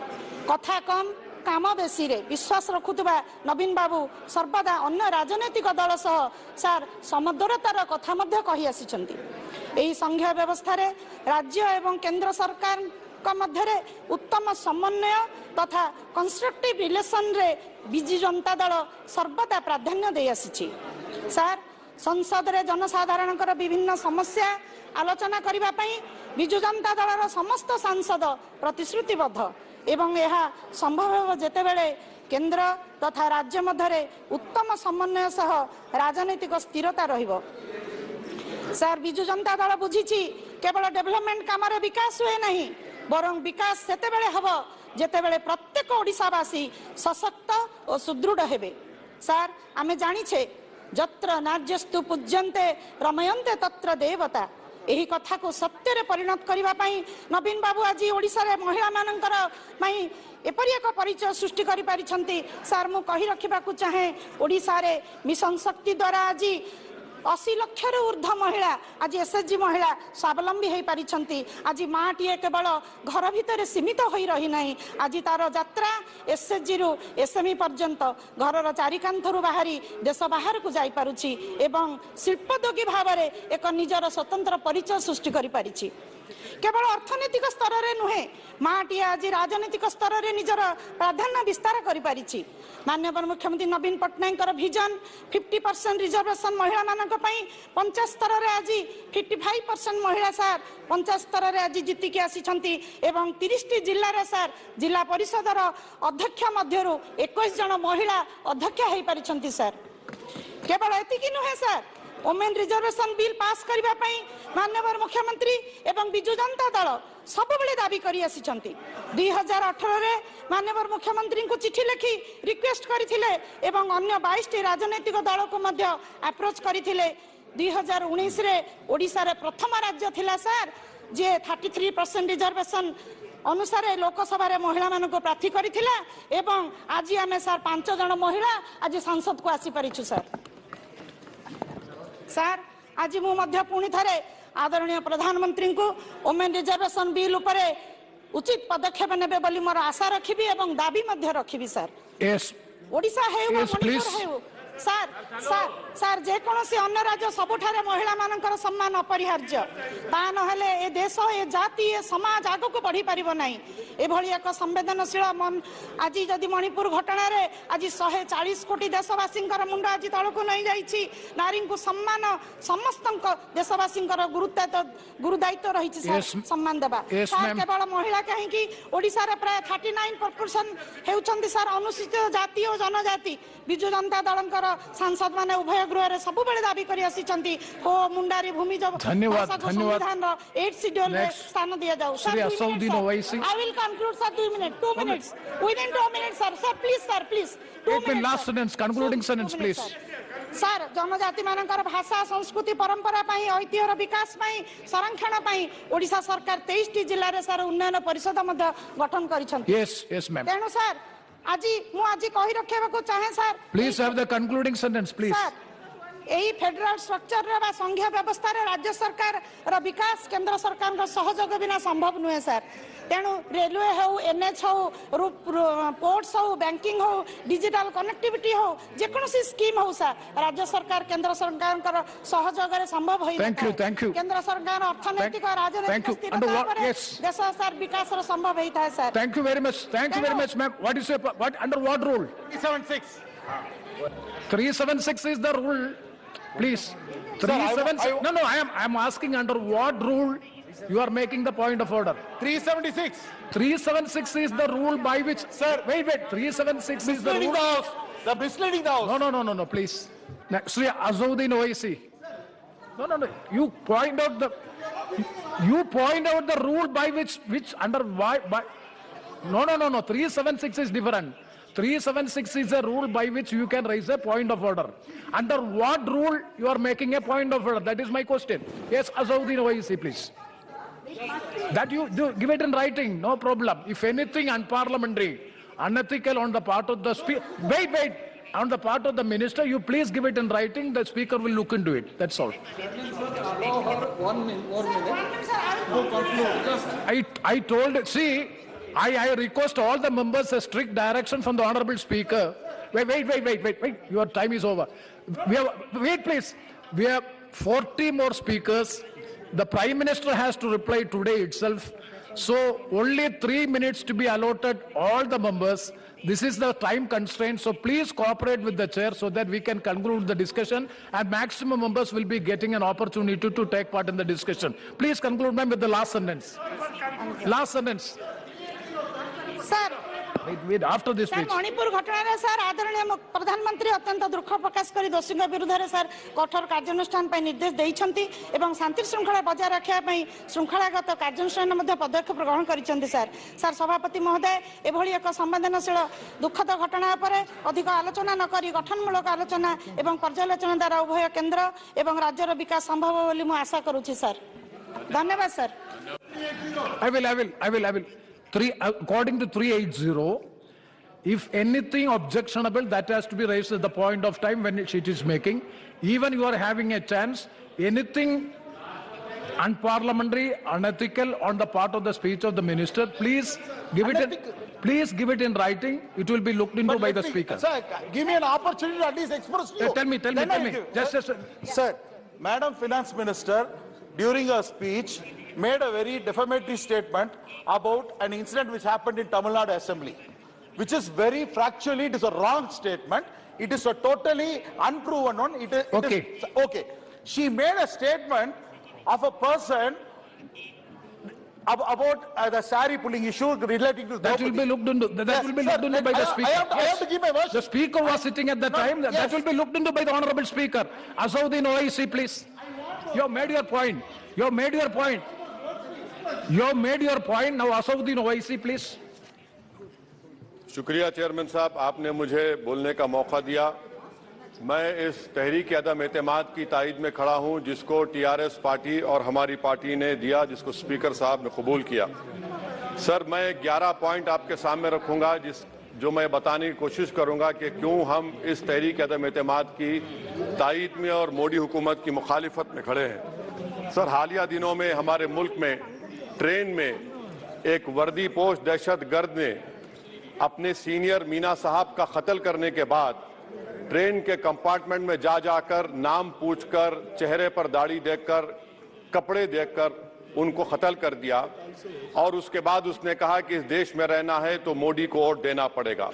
मैं हुकूमत से जानना चाहूंगा कि क्या ये अक्सरती तबके की एक्सट्रीमिज्म और रेडिकलाइजेशन की बेहतरीन मिसाल नहीं है, और अगर है तो फिर हुकूमत इस पर क्या करेगी। सर, हमारे आइन में, संविधान में लिबर्टी ऑफ कॉन्शियस को लिखा गया, तमहीद में, यानी जमीर की आजादी का जिक्र किया गया है। मैं हुकूमत से और खास तौर से वजीर आजम से जानना चाहता हूं कि कहां गया इस हुकूमत का जमीर, कॉन्शियस जिसको अंग्रेजी में कहते हैं, जब नूह में 750 इमारतों को बगैर ड्यू प्रोसेस फॉलो किए उनके इमारतों को मुनद्दम कर दिया गया, और इसलिए कि वो मुसलमान थे, पूरे के पूरे लीगल थे। इसीलिए पंजाब की हाई कोर्ट, हरियाणा की हाई कोर्ट ने कहा कि ये एथनिक क्लेंसिंग है। इसकी एक बेहतरीन मिसाल है उस हुकूमत की। तीसरी है कि इस मुल्क में एक नफरत का माहौल, बल्कि एक आतिश को पैदा कर दिया गया, मुसलमानों के खिलाफ नफरत का माहौल। ये इनका ये 9 साल का इनका ये कारनामा है। तीसरा सर, मणिपुर के ताल्लुक से कल बड़ा लंबा जवाब वजीर दाखिला ने दिया। सर, आसाम राइफल के ऊपर केस बुक हो जाता है, FIR हो जाता है। क्या हो रहा है वहां पर? कहां गया आपका कॉन्शियंस, कहां गया आपका जमीर, जब वहां की महिलाओं की अस्मत रेजी की जा रही है?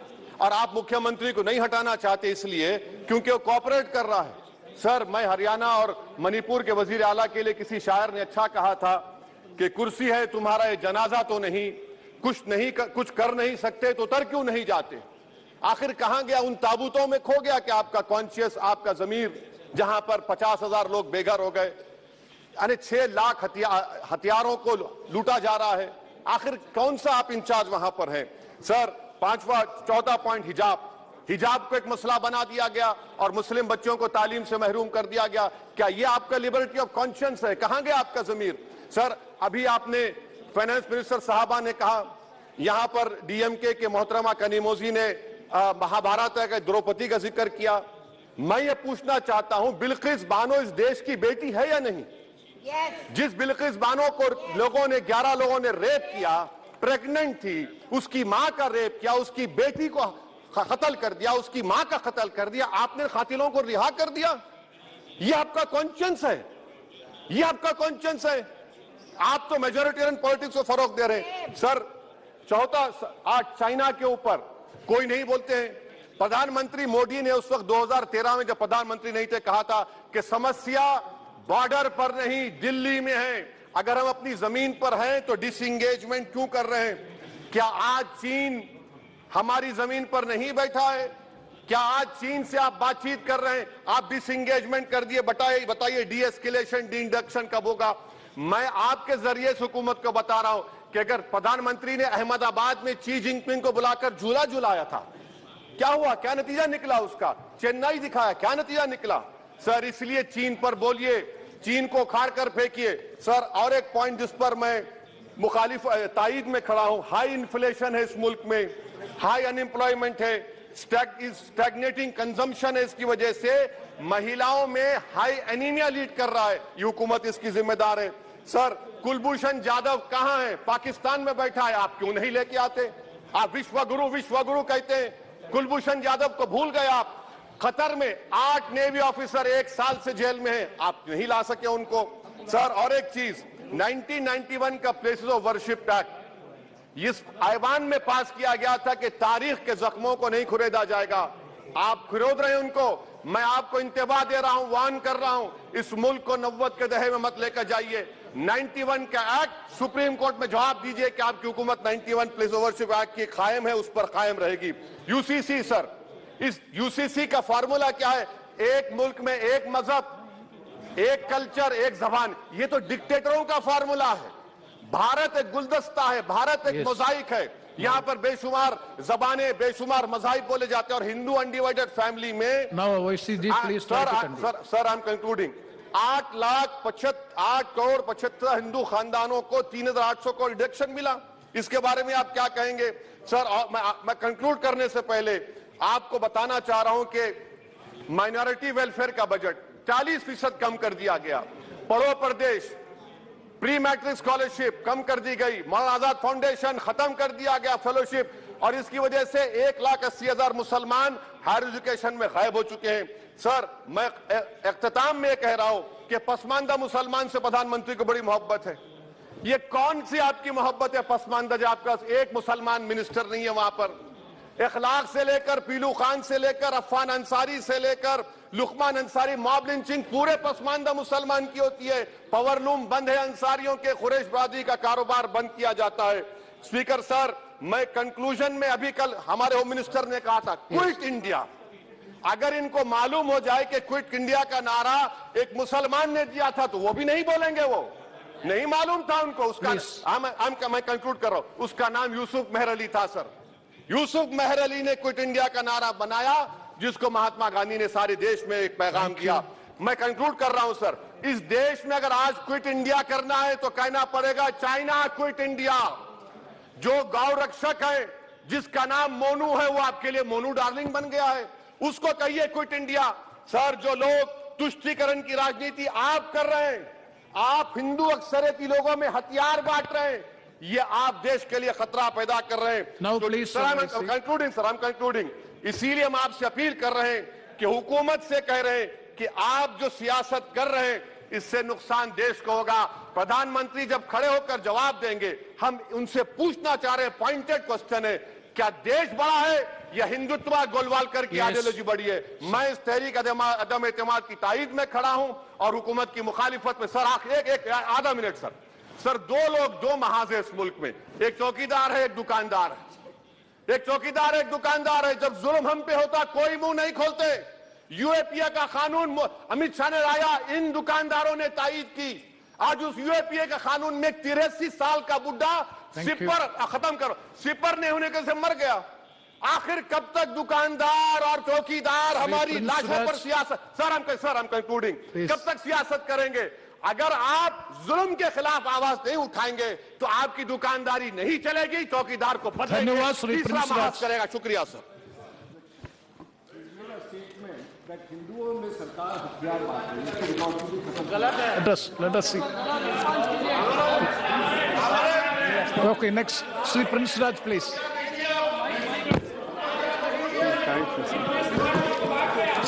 Sri Prince Raj. अध्यक्ष महोदय जी, आज Sri Rudy ji, anything objectionable, it will be looked into, please. Prince Raj, please start. No. Anything objectionable, it will be looked into. That's all. No. We have to go through the records now. Prince Raj, you please start. Otherwise, I will call the other nine. Sir, बहुत बहुत धन्यवाद अध्यक्ष महोदय जी, आज आपने मुझे बोलने का मौका दिया। सर, मैं अपने पार्टी की तरफ से इस अविश्वास प्रस्ताव के विरुद्ध बोलने के लिए आज मैं खड़ा हुआ हूं। सर, कल 1-2 दिन से सर मैं सभी माननीय सदस्यों को अच्छे तरीके से बहुत गौर से सर सुन रहा हूं। सबों ने अपनी अपनी बातें रखी। सर, हमारे सम्मानित सदस्य निशिकांत दुबे जी ने जब शुरुआत की तो उन्होंने अपना पूरा का पूरा ये जो विपक्ष है उसका कच्चा चिट्ठा खोल कर रख दिया और इतिहास बता दिया कि भाई कौन क्या करता था, क्या कहता था। आज सभी कोई साथ में बैठे हुए हैं। सर, जब राज्यसभा, जब आप पे भी आ रहे हैं अभी और कि आप पे भी आ रहे हैं, जब राज्यसभा में सर जब चुनाव होते हैं, जब राज्य में जब चुनाव होते हैं तो यही सर घमंडिया पार्टी जो है, जो इन्होंने गठबंधन बनाया है, सब एक दूसरे को गाली देते रहते हैं, सब एक दूसरे पे आरोप लगाते हैं कि ये पार्टी ये करती है, कांग्रेस ये करती है, वो ये करती है। लेकिन आज देखिए, अपने स्वार्थ के लिए ये सब कोई एक जगह एकत्रित हो गए हैं, सब अपने स्वार्थ के लिए एकत्रित हुए हैं। इनसे मैं ये पूछना चाहता हूं कि आप हमें ये बताइए कि भाई इस अलायंस का मुखिया कौन है?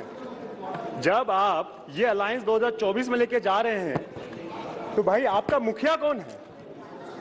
आपका पीएम का दावेदार कौन है? सर, यहाँ की परिस्थिति मैं बताता हूँ, परिस्थिति मैं बताता हूँ सर क्या है। सर, यहाँ की परिस्थिति ये है, एक अनार और 100 बीमार, लेकिन जब वो अनार सब सामने आएगा तो देखिएगा एक एक करके सब बीमार पड़ने लग जाएंगे उस अनार को खाने के लिए। सर, थोड़ा सा और हम पिक्चर अगर क्लियर कर दें। सर, हम बिहार प्रदेश से आते हैं और सर आपके सदन के माध्यम से सर हम बताना चाहेंगे, सर हमारे यहाँ जंगल राज का राज चल रहा है। सर, जंगल राज पार्ट 2 हमारे बिहार सरकार चला रही है। यहाँ पर जेडीयू के कुछ वरिष्ठ नेता यहाँ बैठे हुए थे। इनसे हम ये पूछना चाहते हैं, जिनके साथ हम ललन जी का बात कर रहे हैं, आपके राष्ट्रीय अध्यक्ष जी का बात कर रहे हैं। सर, आप इधर बात करिए। हाँ सर, जिनके साथ ये गठबंधन में हैं, उनके नेता बोलते हैं, आरजेडी के नेता बोलते हैं कि भाई ये पलटू राम है। उनके नेता बोलते हैं, आरजेडी के नेता बोलते हैं कि भाई नीतीश कुमार जी के पेट में दांत है। प्लीज ये बोलते हैं। लेकिन ये सारा कुछ भूलने के बाद, क्योंकि सत्ता का भोग होना है, उसके गोद में जाके बैठ गए हैं। आप ये बता दीजिए, अरे इतना ही बता दीजिए, चारा घोटाला का जो चारा घोटाला में जिसकी सजा वो काट रहे थे, बता दीजिए भाई उसका केस किसने किया?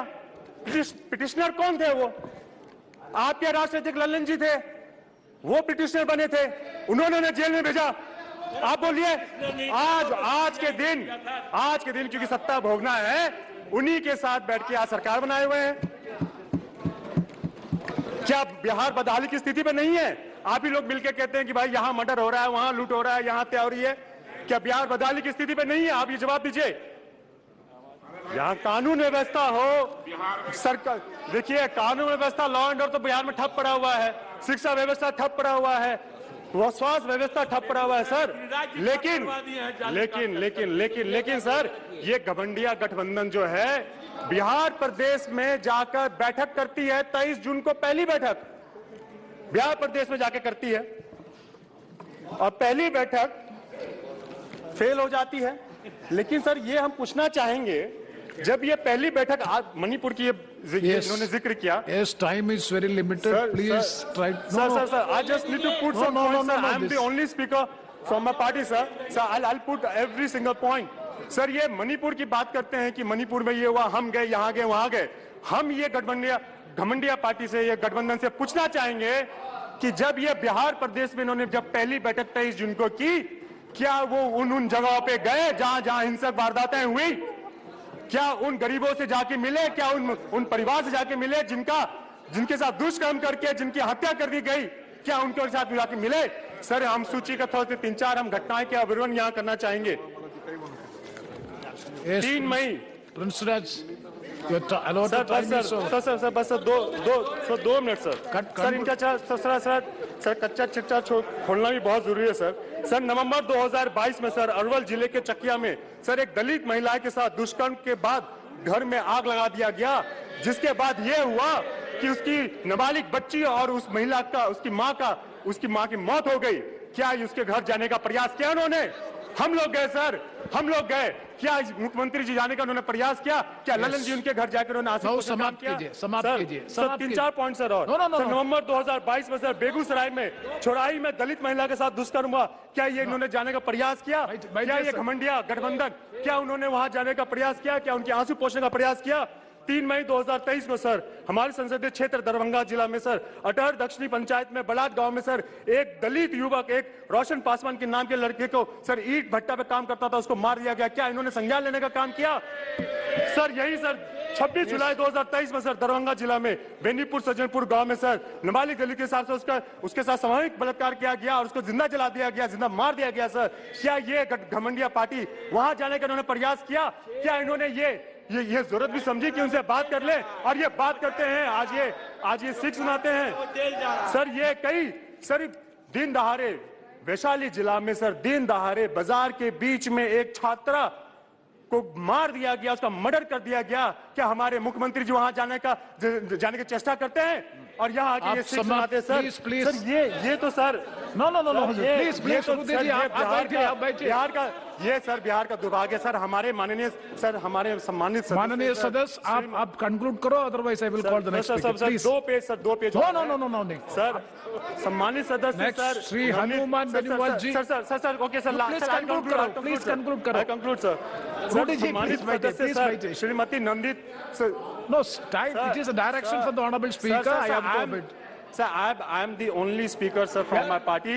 Sir, हम एक ही sir. Sir, I'll take 2 minutes, sir. Sir, हम सम्मानित सदस्य श्रीमती नवनीत राणा जी ने बहुत अच्छी बात बोली। उन्होंने बिल्कुल सटीक बात बोली। सर वो तो किसी पार्टी से नहीं है, उन्होंने सही कहा। Yes. Navneet Rana ji. Prince Raj ji please conclude, otherwise I have to call. उन्होंने सही कहा कि ये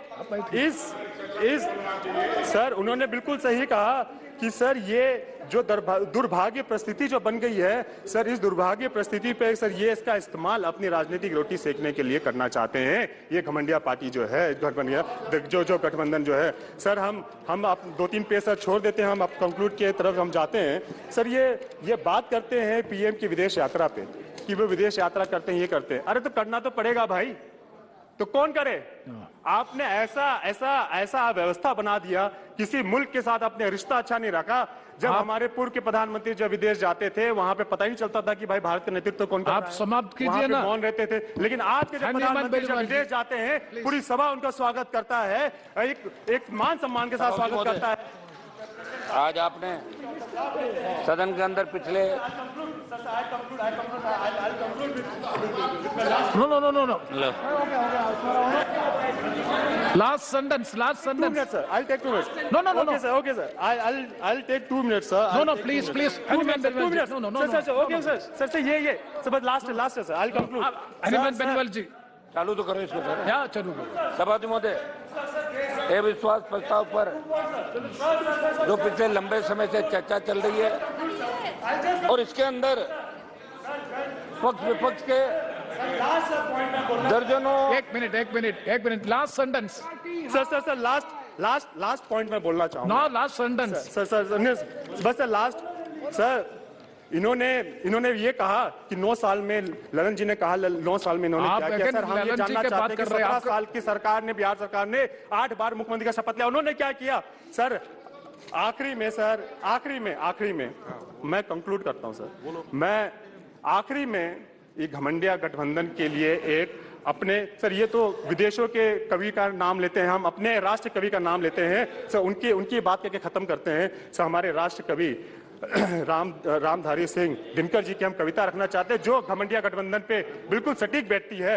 जो सत्य जानकर भी ना सत्य कहता है या किसी लोभ के विवश मुख रहता है, उस कुटिल राजतंत्री कर्दर्य को धीक है या मुख सत्य हंता कम नहीं अधिक है। चोरों के हैं जो हितु, ठगों के बल हैं, जिनके प्रताप से पलते पाप सकल हैं। अब जो छल प्रचम को धन्यवाद। बाकी टेबल करा दो। इसमें सर जो भाषण बच गया उसको टेबल कर दो। आप नहीं डायरेक्ट करना। ये अविश्वास प्रस्ताव पर जो पिछले 3 दिन से लगातार चर्चा चल रही है। 3 मिनट 3 मिनट तो मैं नहीं बोलूंगा। आप शुरू किए, मेरा 3 मिनट तो आप वैसे ही रख दिया मेरा। जल्दी जो पिछले 3 दिन से चर्चा चल रही है विश्वास प्रस्ताव पे, इस पक्ष की तरफ से दोनों तरफ से मणिपुर हिंसा को लेके सब जगह से बात की गई। सबने चिंता करी कि मणिपुर जल रहा है। मणिपुर के अंदर जो हिंसा हुई, जिस तरह हथियार थानों से लूट लिए गए, 10,000 से ज्यादा हथियार लूट लिए, और जिस तरह एक महिला का वीडियो आया निर्वस्त्र करके उसको घुमाया, इससे पूरा देश वर्ल्ड में शर्मसार हुआ। इसकी चिंता पक्ष विपक्ष दोनों ने करी। लेकिन सबसे मेरा सवाल इन लोगों से इतना ही है कि क्या आपका इंटेलिजेंसी का इतना बड़ा फेल्योर है कि मणिपुर में घटना पे घटना घटती जाए, और जो आंकड़े दिए गए वो मात्र आपने बताया कि 100-125 मौतें मणिपुर के अंदर हुई है।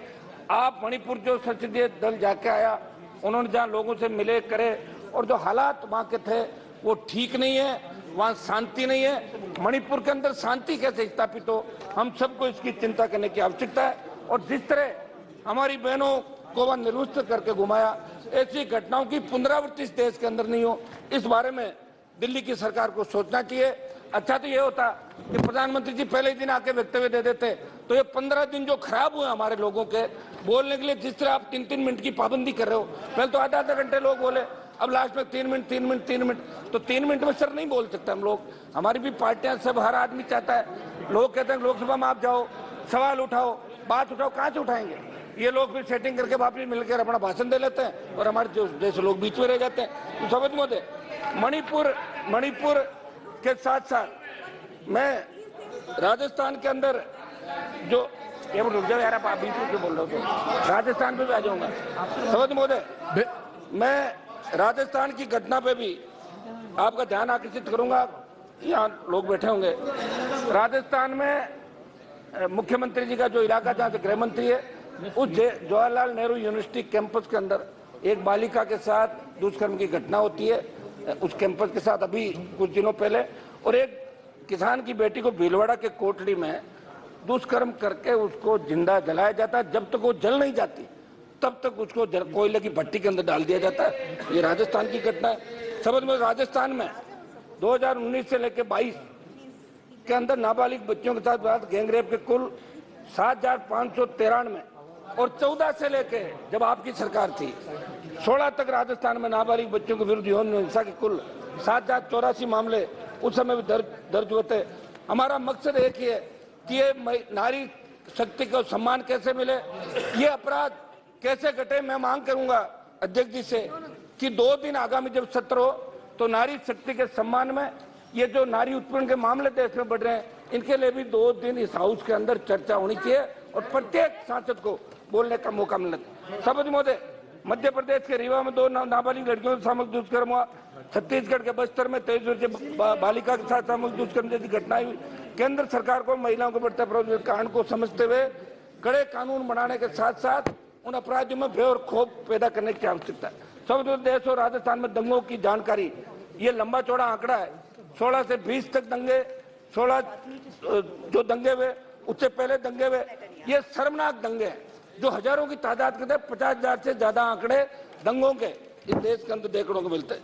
सब देश की बिगड़ती कानून व्यवस्था और भारत सरकार की बेबसी, ये जब कोई बात आती तो भारत सरकार यहाँ कहती है कि ये तो स्टेट का मामला है, और जब स्टेट अपने अधिकार मांगता है तब आप दिल्ली वाले उनको डरा के भेज देते हो स्टेट को। तो मेरा इसके अंदर रहेगा कि आप अपनी बेबसी नहीं दर्शाएं। आप ये नहीं कहें कि अनुसूची के अंदर ये तो राज्य सरकार जाना है, और जब राज्य सरकार कोई काम करना चाहती है तो आप उसके अंदर अड़ंगा डाल देते हो।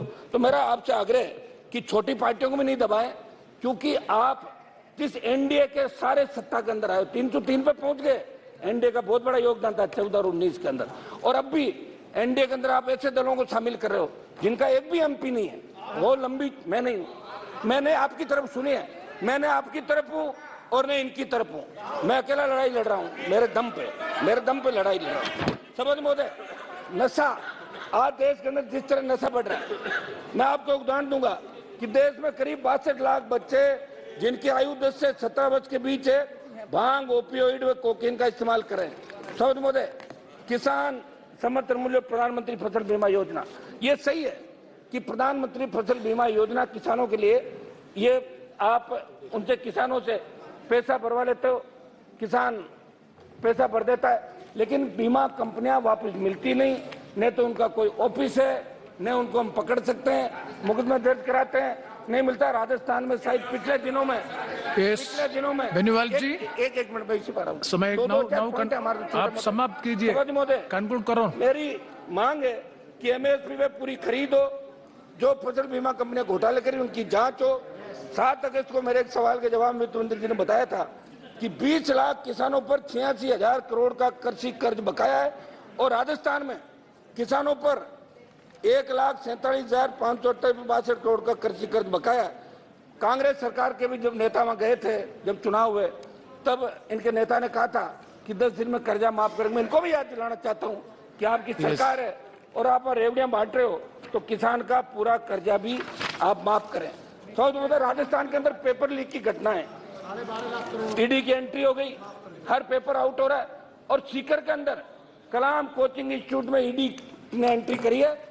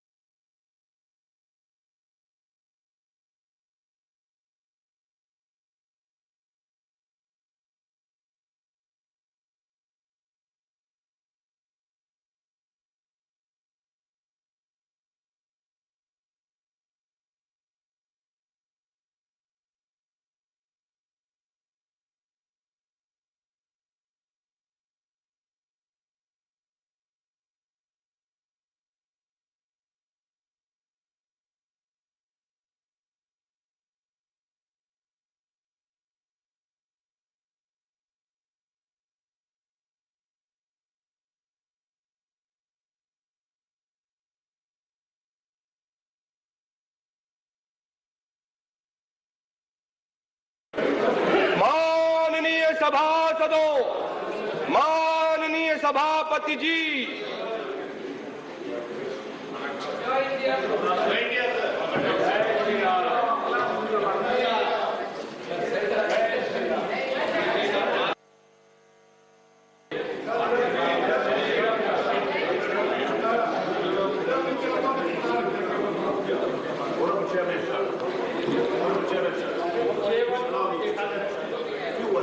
Go to your seat first. Please go to your seat. Please go to your seat first. Are you not going to your seat? No, are you not going to your seat? No. Are you not aware that you can speak only from your seat? Go to your seat first. Please go to your seat. You must have minimum courtesy to the chair and some respect for the rules. Now sit down. Sit down, sir. I'll call you. Sit down.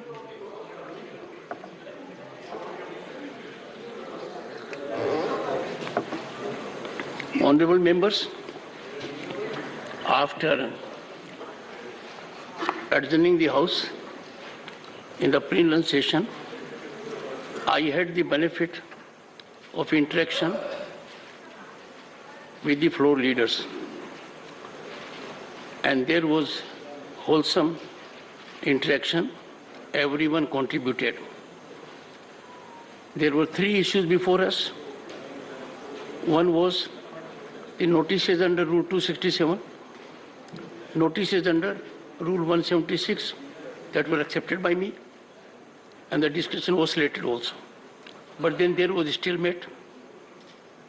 No further progress was being made. Then came notices under Rule 167. That could be a way out was the impression of most leaders, because before the notices actually came to me for consideration, there was enough in public domain indicating that there could be a meeting ground. The discussions ended that the parties concerned will engage into discussion and come out with a mechanism so that a discussion, debate can fructify with respect to Manipur issues. I am extremely optimistic. The Honorable Leader of Opposition had his preoccupations. He was good enough to send his 2 representatives, and they also made their point well known. I hope things will take a positive turn, and we will be able to justify our oath and contribute as members of Parliament for welfare of society at large. I do hope in the afternoon initiative will be taken by Leader of the House and Leader of the Opposition and other floor leaders. They will spare time, at my suggestion, work out a mechanism so that we can engage in a fruitful discussion that will enlighten the entire nation and give a soothing heel to the situation in Manipur. I am sure you all will reflect and go in that direction with expedition. Fix the time, sir. Only 1 day. You can fix the time when I request the floor leaders of political parties, Leader of the House and Leader of the Opposition, to take steps during the course of the day and fructify a discussion so that we debate it at the earliest. As Chairman Rajya Sabha, once I get their feel, I will give it highest priority and take it way forward. There has been major agreement according to me, my perception may not be right, and certain issues are to be thrashed out. I had always been indicated that I am not focusing on the center, but the center has brought about such a good way out, Rule 167. It has emanated from the center. So I do hope neither right nor left, but the center has taken the lead answer. You are trying to divide the Gadbadiya. I can tell the leader of the house, I have suffered far more severe accusations in my life. Yes. One second.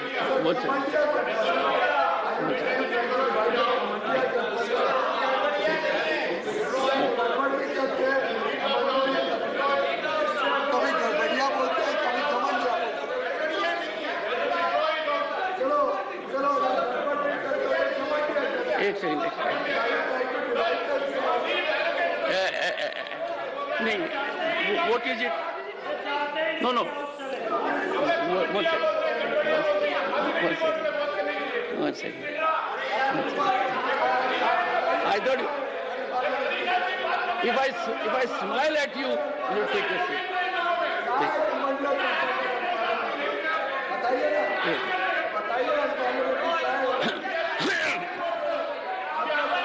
Please, I am giving floor to Mr. Derek O'Brien.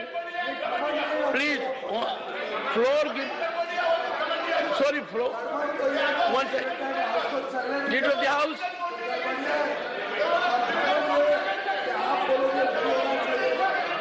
One second. Derek, I'll call. I can assure the honorable members that if you will address through the chair, you will be extremely impactful. I had indicated on several occasions, I am a very good reflector. Authentic. So you would direct, sir, no direct connections. So, Derek O'Brien, please. Sir. It's a point of order. Yes, sir. It's a point of order, sir. I'll take just 90 seconds. I request you, sir, page 90, and the rule is 259, sir. Sir, let me just... Sir, give me just... I will only say 3 sentences after the rule, sir. I'll read the rule. The rule 259 says, the chairman shall preserve order and shall have all powers necessary for the purpose of enforcing his decisions. Sir, my request to you, that's why I said with 3 sentences, is please help us as the chairman to preserve order, and after that 3 sentences. 1, because if order is not preserved, this is what is happening. The government is responsible to Parliament. Parliament is responsible to the people. If order is not preserved and Parliament is disrupted, then the government is not responsible to the people. My charge is the government is disrupting Parliament because they don't want. That's my charge. I strongly object. One second. I strongly object to this word. One second. Total disturbance, the whole scene has been by the opposition. Mr. One second. Mr. Piyush Goyal. Mr. Piyush Goyal. One second. Mr. Piyush Goyal. One second. Mr. Derek O'Brien has made his point. If you feel you want to respond, then seek my indulgence. Yes. Listen to, then the LOP will be there. Yes. I object to what Mr. Derek O'Brien has said. He is the person responsible for most of the disturbance in the House, for the approach that he is taking. And here he is trying to preach, become holier than thou, and trying to say that you should be responsible for the disorder. He is alleging that the chair is not doing its duty. The fact is, you as the chair and the other deputy and vice chairman have continuously made every possible effort that is humanly possible to maintain order in the House. It is this Gadbadiya Gadbandhan and this Commandeer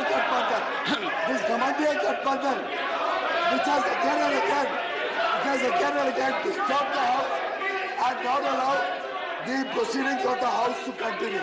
गड़बड़ भी करते हैं और अपना घमंड भी है कि हम जैसे कहते हैं वही रूल होगा, चेयर की रूलिंग का भी अपमान करते Okay, हैं, चेयर का भी अपमान करते One second. हैं, और फिर बोलते हैं कि आपकी Honorable member, discipline them in. Honorable member, as I understood from the rule and from what he said, he has an expectation from the chair that the chair will ensure there is order in the house.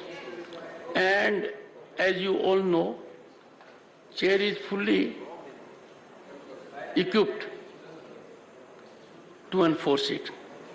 We had yesterday a very unwholesome spectacle when an honorable member of this house, Mr. Sushil Gupta, he walked with a garland. I was absolutely in pain. This is not the conduct we need to show. I therefore interacted with leaders of the various political parties. I spelled out my mind to them that if we are to conduct ourselves in a manner contrary to what our ethics demands from us, we will be doing injustice to us, our position as parliamentarians, to this august house, and sending a very unwholesome signal to the people at large. I can tell you, honorable members, I was of the view to visit Mr. Gupta with severe consequences. But several leaders of the parties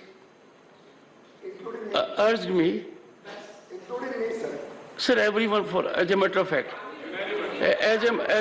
fact, all the leaders, while sharing my anguish, said I should not go to the extreme limit. I'm on a point indicated by Mr. Derek O'Brien. I thought if I do not take the right step, there will be no order in the house, and we will be having many such ignoble milestones. But I, with utmost reluctance and pain, go by the wisdom, which is practical, I understand, of the floor leaders of various political parties. I severely reprimand and disapprove conduct of Mr. Sushil Gupta. And I do hope he will have wiser counsel from senior leaders. We have many veterans in the house who have capacity to give direction even to me informally. Where is the difficulty in younger members of the house seeking direction from those who are experienced? You do not expect everyone to be fully aware of the rules on a first day or a second day or a first year. So I bow down to the wisdom, collective wisdom, in unison of the floor leaders.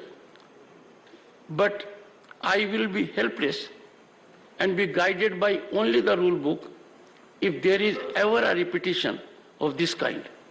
We cannot depend on logic of past precedents. That is very dangerous. All sections of the House must be fully aware of it. Leader of the opposition. Sir, I had indicated to everyone that we had a good discussion. You were preoccupied with a pre-engagement. Jairam Ramesh and Tiwari ji had come, and it was consensus from my perception that all sides were keen to get to the table, discuss and deliberate a way out with respect to the notice that has come under Rule 167, and they will show priority to it and fructify their final outcome during course of the day on that side. Sir, आपके meeting को मैं नहीं आ सका क्योंकि एक meeting हमारी important meeting थी, तो उसलिए मैं गया था।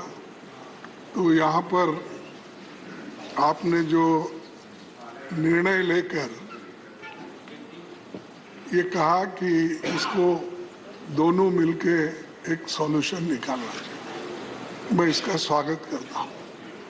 लेकिन दोनों मिलके जब निर्णय लेने का है तो बार बार सरकारी लोग उठ के तंग करना और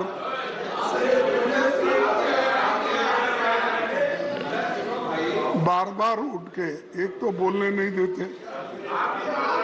ये देख प्लीज प्लीज प्लीज इससे ये जाहिर होता है ये मक्तल बना है, मक्तल, क्योंकि जो भी आता है उसको खत्म करो। तो इसीलिए मेरे को एक शायर याद है, वो आते हैं मक्तल में, कुछ तो बोलो कुछ तो समझो, लेकिन तुमसे अच्छा बोलता हूँ। ठीक है, बैठिए बैठिए। मक्तल में आते हैं वो लोग, मक्तल में आते हैं वो लोग खंजर बदल बदल के। यार अब मैं कहां से लाऊं सर बदल बदल के। तो ये लोग खंजर बदल बदल के आते हैं और मेरा सर एक ही है, वो काटना चाहते हैं।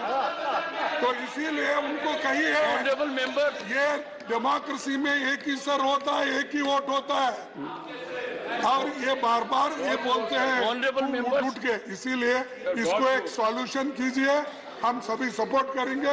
वो बार बार उठने की आदत उसको जरा बंद करने लगाइए, भाषण सुनने के लिए आप प्रोत्साहन दीजिए। Honorable members, one second. Honorable members, I must tell you, we have had many heated moments in the House, but I have been greatly touched in my chamber, except for few. The leaders have been fully composed and believing in the culture. But for some of the honorable members, I have to say, do I get the same mechanism in my chamber also? I question, etc. So, sir, your cordiality in my chamber has been of a very amazing level, you know it. And I can share with you my pain when I said so about Mr. Sushil Gupta. I have nothing against an individual, but idea is we rise to that level. तो sir ये खंजर मेरे लिए रखिए, और I am only one-headed person, but sir, this is your special knowledge. आप कह रहे खंजर मेरे पर दिए रखिए, तो उधर इशारा कीजिए, उधर इशारा कीजिए, इधर नहीं। में आते हैं वो लोग, बोला मैं आपको नहीं बोला, मक्तल में आते हैं वो लोग खंजर बदल बदल के। यार मैं कहां से लाऊं सर बदल बदल। Sir, only a one sentence response. This is a classic case of the pot calling the kettle black. शेर सुनाइए कोई, ऐसा है शेर का मुकाबला तो शेर से ही होना चाहिए। Come on, come on.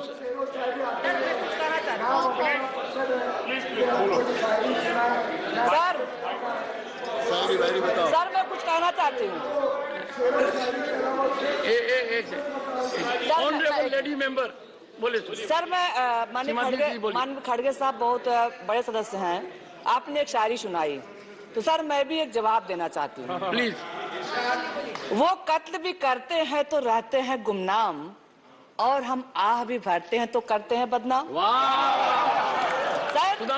Sir हम कहते हैं वंशवाद हटाओ तो क्या बुरी बात है? नहीं सर, हम कहते हैं सर हम कहते हैं कैटल हटाओ। सुधांशु सर, उन्होंने सर बदलने की बात कही तो मैं कहना चाहूंगा, सच जरा सा घटे या बढ़े तो सच सच न रहे, मगर झूठ की तो कोई इंतहा नहीं। लाख चेहरे बदल के आ जाते हैं ये, मगर आईना कमबख्त झूठ बोलता ही नहीं। एक सुधांशु चेंज सुने से सुधांशु चेंज इट। वो कह रहा है चाहे सोने में जड़ दो, चाहे चांदी में जड़ दो, आईना कभी झूठ नहीं बोलता। Last one, then will get to business. Sir बहुत बहुत धन्यवाद आपको। कि आपने गुप्ता जी को उदारता पूर्वक माफ कर दिया। उसके लिए माफी सर। माफी आपके गुस्से के लिए माफी। ठीक है, पर मैं चाहता हूं कि इस मैटर को कंक्लूड करते हुए, अबे छोड़ो यार, एक कंक्लूड करते हुए आप एक इंक्वायरी कमेटी गठित कर दें कि इतने ढेर सारे टमाटर इनके पास आए कहां से, क्योंकि बाजार में तो साहब 240 रुपए किलो में भी नहीं मिल रहा। एक इंक्वायरी जरूर हो जाएगा कि कहां से टमाटर की कीमतें तो टमाटर की कीमतें तो कम होनी शुरू हुई थी, पर सडनली एक युवराज वहां पहुंचा आजादपुर मंडी में, उसके बाद से तो पता नहीं टमाटर का गायब हो गया।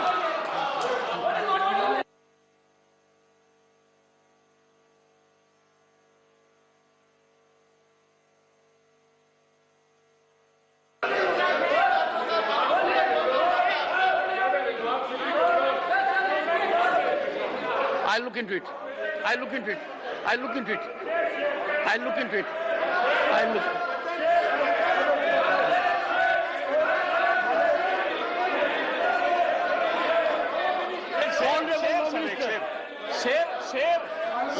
याद आया सर, गालिब से किसी ने पूछा कि समस्या का समाधान क्यों नहीं हो रहा है, तो गालिब ने कहा उम्र भर इस भूल में जीते रहे गालिब, धूल चेहरे पे थी और हम आईना ही पूछते रहे, इसलिए गड़बड़ हो रही है। ऐसा है अर्जुन, ऑनरेबल मिनिस्टर, ये डिस्प्यूटेड है। When I said, one second, जब मैंने हाउस में कहा, अच्छा one second please, take your seat, take leader of the opposition. Let me tell you, if the house is in order, when a member rises to speak, we give a very good impression. So let the leader of the opposition. Sir. And let me tell you, if we hear for rest of the day, every member who rises with rapt attention, we will have wit, sarcasm, intellect will be fully exploited, and a good message will go outside. Yeah, honorable leader of the opposition. Sir. Ruling party के लोग, नेतागण, leader of the house खूब कोशिश कर रहे हैं। मोदी जी, आप खूब कोशिश करो हमको मिट्टी में दबाने की, लेकिन हम बार बार उगते रहेंगे क्योंकि हम बीज हैं।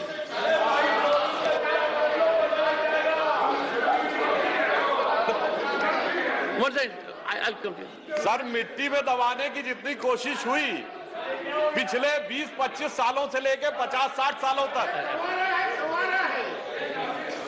सर मिट्टी में दबाने की जितनी कोशिश हुई तो उसका परिणाम क्या हुआ? मैं उठता हूं, मैं बढ़ता हूं, अज्ञे की कविता है, मैं उठता हूं, मैं बढ़ता हूं, मैं नभ की चोटी चढ़ता हूं, कुचला जाऊं यदि धूली सा, आंधी सा पुनः उमड़ता हूं। शक्ति सिंह, पहले शक्ति सिंह जी, शेर कोई माहौल नहीं बिगड़ेगा, सुधरेगा, मेरा सुनने पे माहौल सुधरेगा सर, बिगड़ेगा नहीं।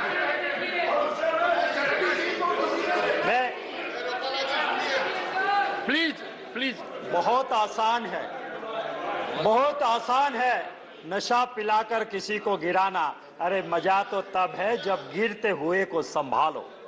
काश मेरे मुल्क में ऐसी फिजा चले, काश मेरे मुल्क में ऐसी फिजा चले कि मंदिर झले तो रंज मुसलमान को हो और मस्जिद की आबरू पामाल ना हो, उसकी चिंता मंदिर के निगहबां करे। Honourable members, now under provision to rule 23, please no.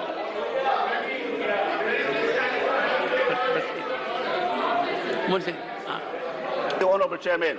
Can the Honorable Chairman, sir? Yeah, I am from the state of Mizoram. I am from the state of Mizoram. I am the tribal MP. Honorable Home Minister said that the tribal people in Manipur are Myanmaris. We are not Myanmaris.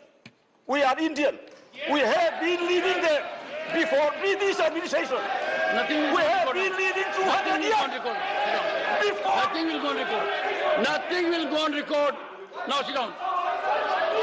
Sit down. Sit down. Please. Please take your seats.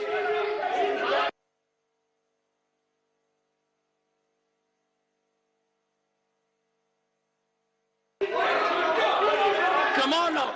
Nothing will go on record. Nothing will go.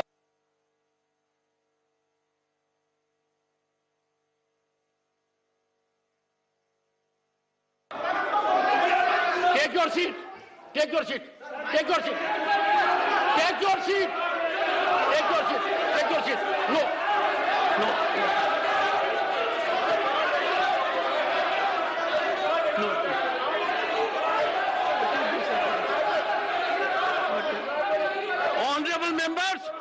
Honorable members, let me make it very clear. Let me make it very clear. Please. Huh? No. And I request. He is a sufferer. He is a sufferer. Allow him. Let him speak. Take your seat. Take your seat. Take your seat. Take your seat. Take your seat. Honorable members, please take your seat. I gave you, take your seat now. Honorable members, it's a very sensitive matter. Every member, listen to me. Every member of the House, one second, sit down. Sit down. Please sit down. Sit down, sit down. No, no. Listen to me first. I know. Look here. Honorable members, I am saying something very significant. Please listen to me. Please listen to me. Take your seat. Please take your seat. Honorable members, every member of this House, every member Parliament is concerned with every inch of India. We cannot have an impression generated that a member Parliament from Madhya Pradesh is not concerned with Rajasthan, from Bengal is not concerned with Tripura. We all are concerned. Our concern is equally serious. Therefore, if this August House will get into a situation that an honorable member from a particular state or constituency is specially positioned, maybe for input, but for concern is ours. Everybody is concerned.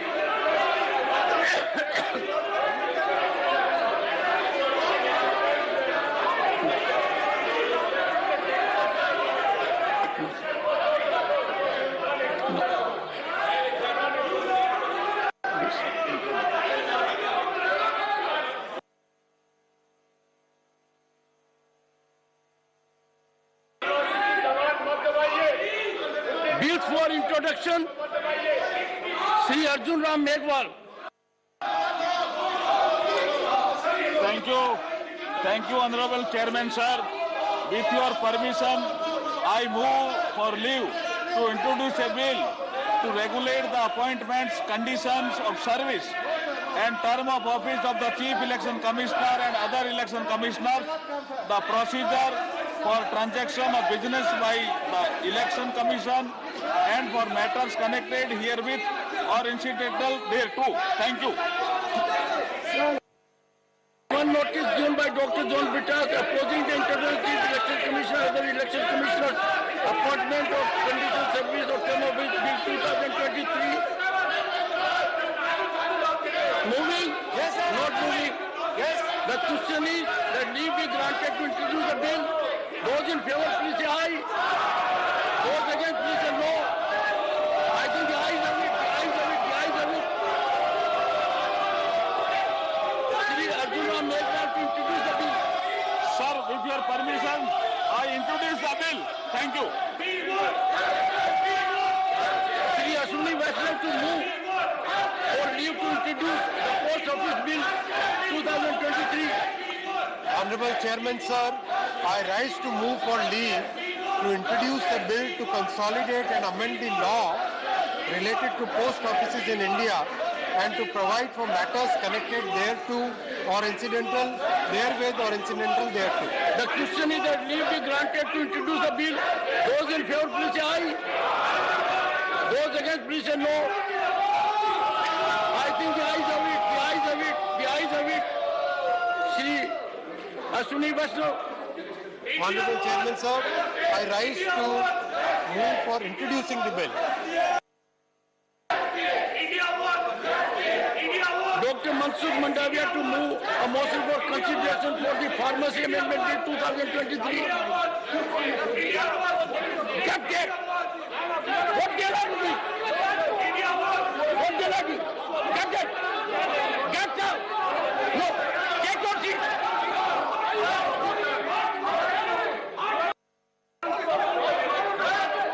Motion moved. There is one amendment by Dr. V. Shivasan for reference of Pharmacy Amendment Bill 2023 as passed by Lok Sabha to a select committee of the Rajya Sabha. The honorable member is not moving the amendment. Dr. V. Shivasan, are you moving your amendment? Amendment not moved. The motion for consideration of bill and amendment moved thereto are now open for discussion. I call upon members whose names have been received for participation in the discussion. Dr. Sasmit Patra. Sir, we support the bill, sir. We support the bill. Shri Elder Ramreddy. Shri J.K. Vasan. Shri V. Vidasai Reddy. And Tamil Nadu. Dr. Mansukh Mandavia to reply to the bill.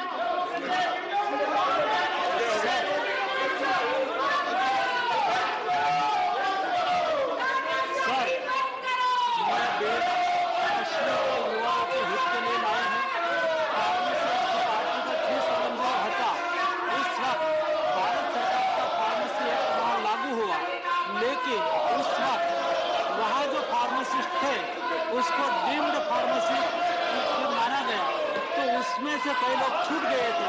उसको फिर से शामिल करने के लिए 1 साल का extension मांगा गया है और 1 साल का एक्सटेंशन मिलने से उसको कंटिन्यूस किया जाएगा और 1 साल तक उसको The bill may be passed. Pharmacy Act 1948 passed by Lok Sabha will refer to a select committee of Rajya Sabha and the following members. Those in favor will please say aye. Those will say no. I think the noes of it, the noes of it, the noes of it, the amendment is negative.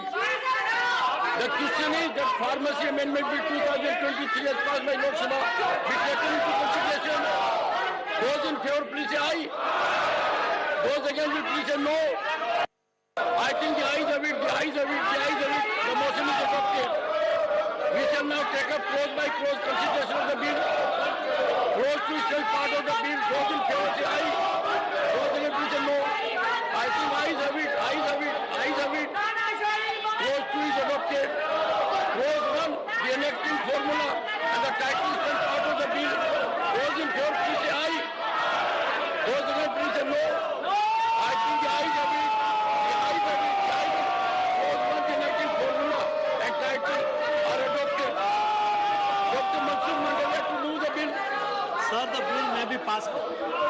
Motion moved that the bill be passed. The question is that the bill be passed. Those in favor will please say aye.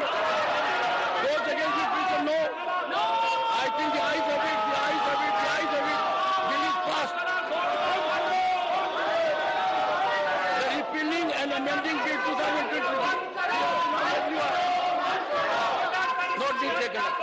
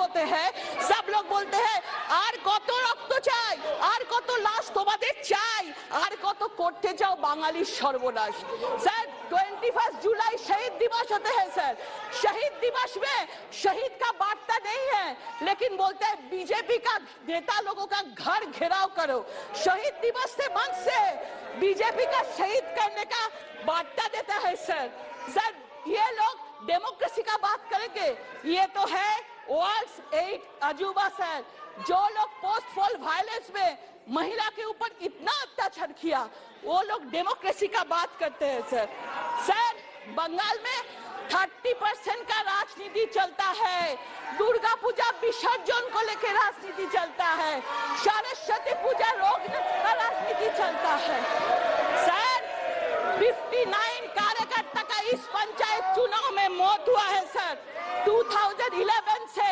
मुख्यमंत्री जब से बना महिला मुख्यमंत्री तब से सब जगह में महिला के ऊपर अत्याचार होते हैं खुद का इमेज बनाने के लिए उन्होंने मणिपुर को हथियार किया बोलते हैं कि पूछ रहे हैं प्रधानमंत्री चुप क्यों है किसी ने सही कहा है गूंगे निकल पड़े हैं जुबा की तलाश में सरकार के खिलाफ ये साजिश तो देखिए राजस्थान पश्चिम बंगाल और छत्तीसगढ़ पर गूंगा और बहरा विपक्ष और मणिपुर पर बोल रहे हैं इन्हें शर्म आना चाहिए पश्चिम बंगाल के लिए बोले हिम्मत है तो राजस्थान के लिए बोले हिम्मत है तो छत्तीसगढ़ के लिए बोले सब लोग बोलते हैं चोरे चोरे मास्तू तो भाई बंगाल के मुख्यमंत्री 5 लोगों का टीम भेजते हैं मणिपुर में मालदामार में 2 विवश महिला को विवश करके उसको पुलिस के सामने पिटाया वीडियो वायरल हुआ टीम तो छोड़ दीजिए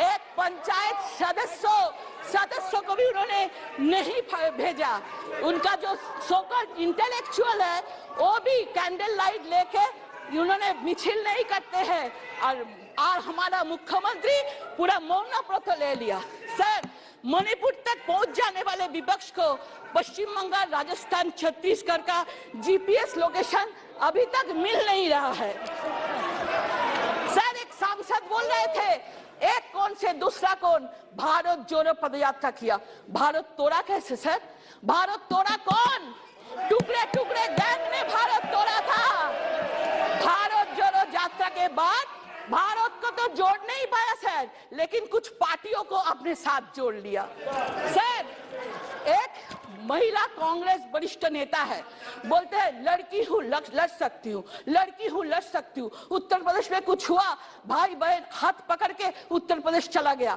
राजस्थान में भीलवाड़ा में हम सांसद लोग गए थे एक आदिवासी बच्ची को गैंग रेप करके उसको जिंदा जला दिया था कहाँ गया वो डायलॉग लड़की हूँ लड़ सकती हूँ कहाँ गया सर एनर्जी ड्रिंक खत्म हो गया सर मैं आदित्य को आग्रह करूंगी थोड़ा सा इटाली से चाइना से एनर्जी ड्रिंक आप थोड़ा सा भेजिए थोड़ा सा पश्चिम बंगाल के लिए और राजस्थान के लिए थोड़ा सा हो चिल्लाए मैं बोलूंगी पूरा देश ये नाटक देख रहे हैं सर पूरा देख रहे हैं अधिद्दा को मैं बोलूंगी अधिद्दा आप किसके साथ हो चिट फंड से पैसा लूटते हैं महिला के ऊपर अत्याचार करते हैं 59 लोगों का मौत हुआ है इतना करप्शन करते हैं इसके साथ आप देख रहे हो दादा अटल जी कहते थे एक बार इसी संसद में खड़े होकर किया था पार्टी बनेगी पार्टी बिगड़ेगी सत्ता का खेल चलेगा लेकिन ये देश चलना चाहिए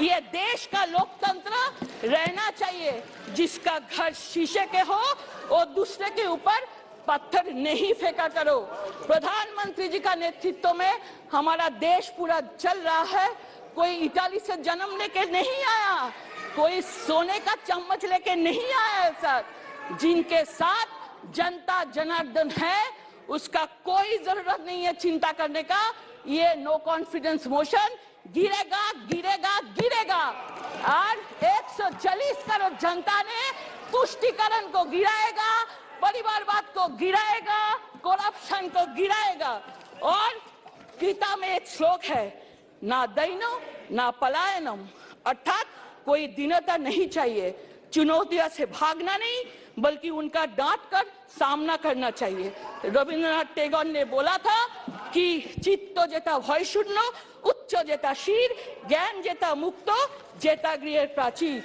और सर आज सौगतदा मनरेगा का कल बात कर रहे थे, मैं बोलना चाहती हूँ 2014 से पहले 8 साल में कांग्रेस सरकार वेस्ट बंगाल में दिया था 14,000 करोड़ 985, और लास्ट 8 सालों में ये एनडीए ने दिया था 54,000 करोड़। आप झूठ मत बोलिए, झूठ बोलना ठीक नहीं है, आपको शरीर ठीक रखना है। सर ये नो कॉन्फिडेंस मोशन का मैं विपक्ष में बोलती हूँ। धन्यवाद सर, जय हिंद, वंदे मातरम, भारत माता की जय। अरे बाजी नहीं, अधीर रंजन चौधरी जी।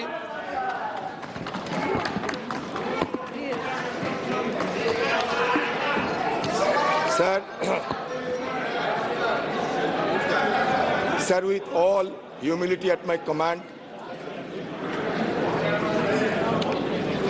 I rise to support the no confidence motion moved by our younger MP Sri Gaurav Gogoi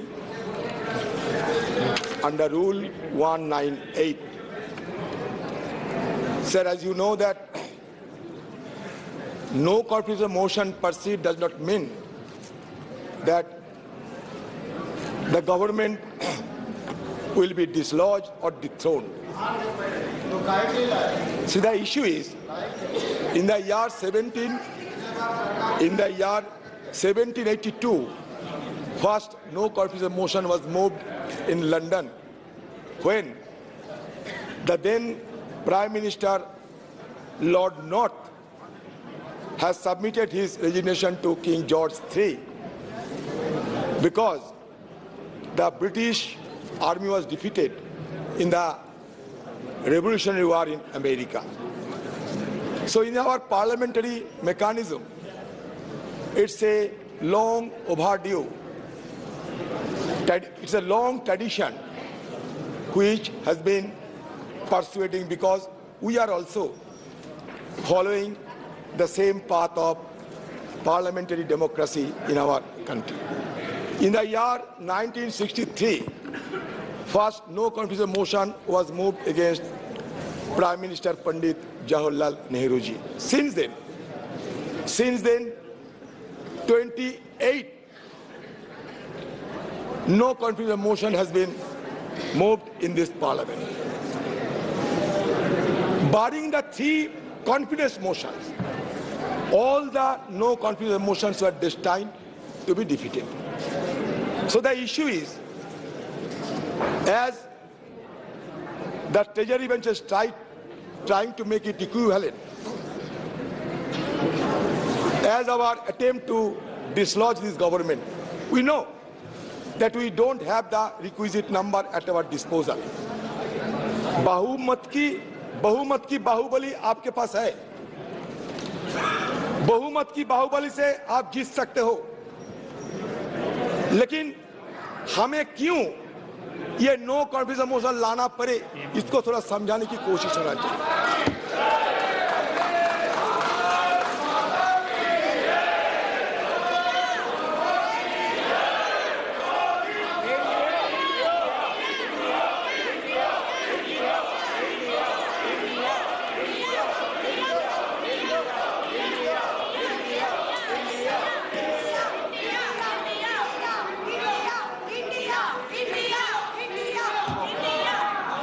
sir देखिए, ये नो कॉन्फिडेंस मोशन की ताकत कितने हैं कि हमारे प्रधानमंत्री को हम लोग खींच के सदन में लाकर बैठे।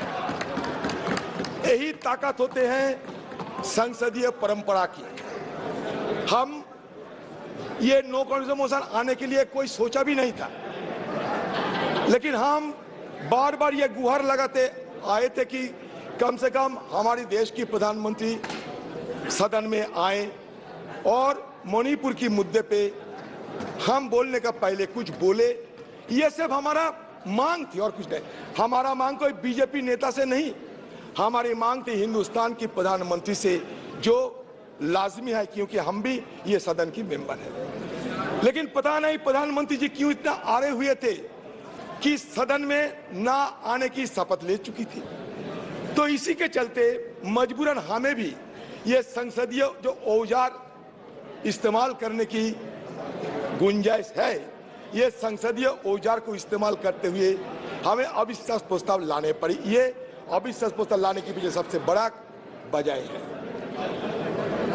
सर, कल जब सदन में हम लोग चर्चा में भाग ले रहे थे तो सदन में एक गूंज उठी कि हमारे देश से भ्रष्टाचार, क्विट इंडिया, परिवारवाद, क्विट इंडिया वगैरह वगैरह, क्योंकि ये 9 अगस्त हमारे अगस्त क्रांति दिवस माना जाता सर। मैं इसके बारे में कुछ बोलना चाहते हैं। सर, भारत छोड़ो आंदोलन, जिसे अगस्त क्रांति के नाम से भी जाना जाता है, एक राष्ट्रव्यापी सविनय अवज्ञा आंदोलन था जिसका आह्वान 7 अगस्त 1942 को अखिल भारतीय कांग्रेस समिति के बॉम्बे सत्र द्वारा किया गया था। इसकी शुरुआत 8 अगस्त को मुंबई के ग्वालियर टैंक मैदान में दिए गए अपने भारत छोड़ो अभियान के भाषण में गांधी जी के करो या मरो के आह्वान के अनुसार 9 अगस्त को हुई थी। अंग्रेजों ने 8 अगस्त को ही बड़े पैमाने पर लोगों की नजरबंदी के साथ अत्यंत तेजी की प्रतिक्रिया व्यक्त की। 1 लाख से अधिक गिरफ्तारियां की गई, जिनमें गांधी जी सहित कांग्रेस के शीर्ष नेतृत्व के नेता भी शामिल थे। बड़े पैमाने पर जुर्माना लगाया गया और प्रदर्शनकारियों को सार्वजनिक रूप से मारा पीटा गया। हिंसा में सैकड़ों नागरिक मारे गए, जिनमें से अनेक पुलिस और सेना की गोली से मारे गए। सर, मैं ये कहना चाहता हूं इसलिए कि इसके पहले भी मैसूर में एक भयानक नरसंहार हुआ था, जहां हिंदू महासभा और आरएसएस की बेहद करीबी मैसूर के राजा की सशस्त्र सेना ने तिरंगे को सलामी देने के लिए 22 कांग्रेस कार्यकर्ताओं को गोली मारकर हत्या कर दी थी। 1942 में कानपुर में हिंदू महासभा शासकों के साथ सहयोग करने की रणनीति को निम्नलिखित शब्दों में रेखांकित किया गया था। हिंदू महासभा को मानना है कि समस्त व्यवहारिक राजनीति का प्रमुख सिद्धांत अंग्रेजों के साथ उत्तरदायी सहयोग की नीति है। उत्तरदायी सहयोग की नीति जो बिना शर्त सहयोग से लेकर सक्रिय और यहाँ तक कि सशस्त्र प्रतिरोध तक देशभक्ति के क्रियाकलापों के संपूर्ण क्षेत्र को कवर करती है। समय की जरूरतों, हमारे निपटान में संसाधनों और हमारे राष्ट्रीय हित के निर्देशों के अनुसार खुद को अनुकूल बताती रहेगी। सर, इसके साथ साथ व्यावहारिक राजनीति में महासभा जानती है कि हमें उचित समझौता के माध्यम से आगे बढ़ना चाहिए। इस तथ्य का प्रमाण यह है कि हाल ही में सिंध में निमंत्रण पर सिंध हिंदू महासभा ने गठबंधन सरकार चलाने के लिए मुस्लिम लीग के साथ हाथ मिलाने की जिम्मेदारी ली थी। बंगाल के मामले तो जगजाहिर है, आक्रामक मुस्लिम लीग वाले, जिन्हें कांग्रेस भी अपनी पूरी विनम्रता के बावजूद शांत नहीं कर सकी, जैसे इसी फजलुल हक के प्रधानमंत्रित्व और उनके सक्षम नेतृत्व में हिंदू महासभा और गठबंधन सरकार के संपर्क में आए काफी हद तक समझौतावादी और मिलनसार हो गए। हमारे सम्मानित महासभा नेता स्वर्गीय डॉक्टर श्यामा प्रसाद मुखर्जी ने दोनों समुदायों के लाभ के लिए लगभग 1 वर्ष तक सफलतापूर्वक कार्य लिया।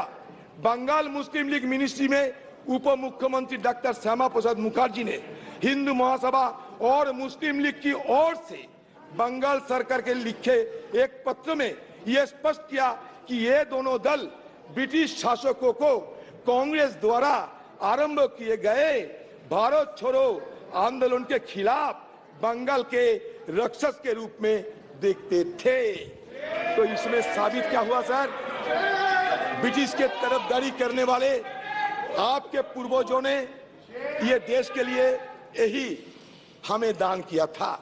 तो आप लोगों से इससे ज्यादा उम्मीद हमें नहीं थी कि जब अगस्त क्रांति के दिन आप अगस्त क्रांति के दिन नारा लगाते हुए वो बात हटा दिए और नया नया नारा लगाते हुए लोगों को आपने गुमराह करने का कोशिश किया। हमारे बात साफ है, हमारा बात साफ है सर, क्विट इंडिया होना चाहिए, क्विट इंडिया होना चाहिए, सांप्रदायिकरण से क्विट इंडिया, ध्रुवीकरण से क्विट इंडिया, भगवाकरण से क्विट इंडिया, क्विट इंडिया हमें करना ही पड़ेगा।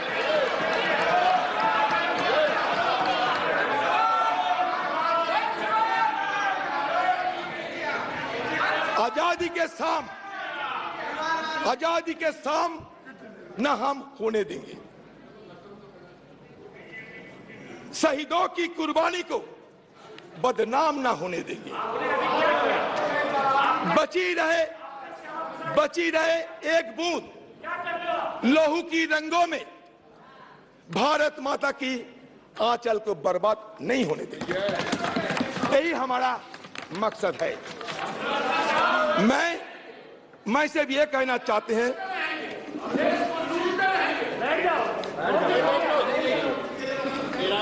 सर, प्रधानमंत्री जी को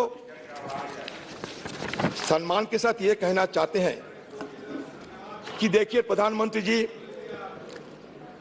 आप एक बार नहीं 100 बार प्रधानमंत्री बने, हमें कोई फर्क नहीं,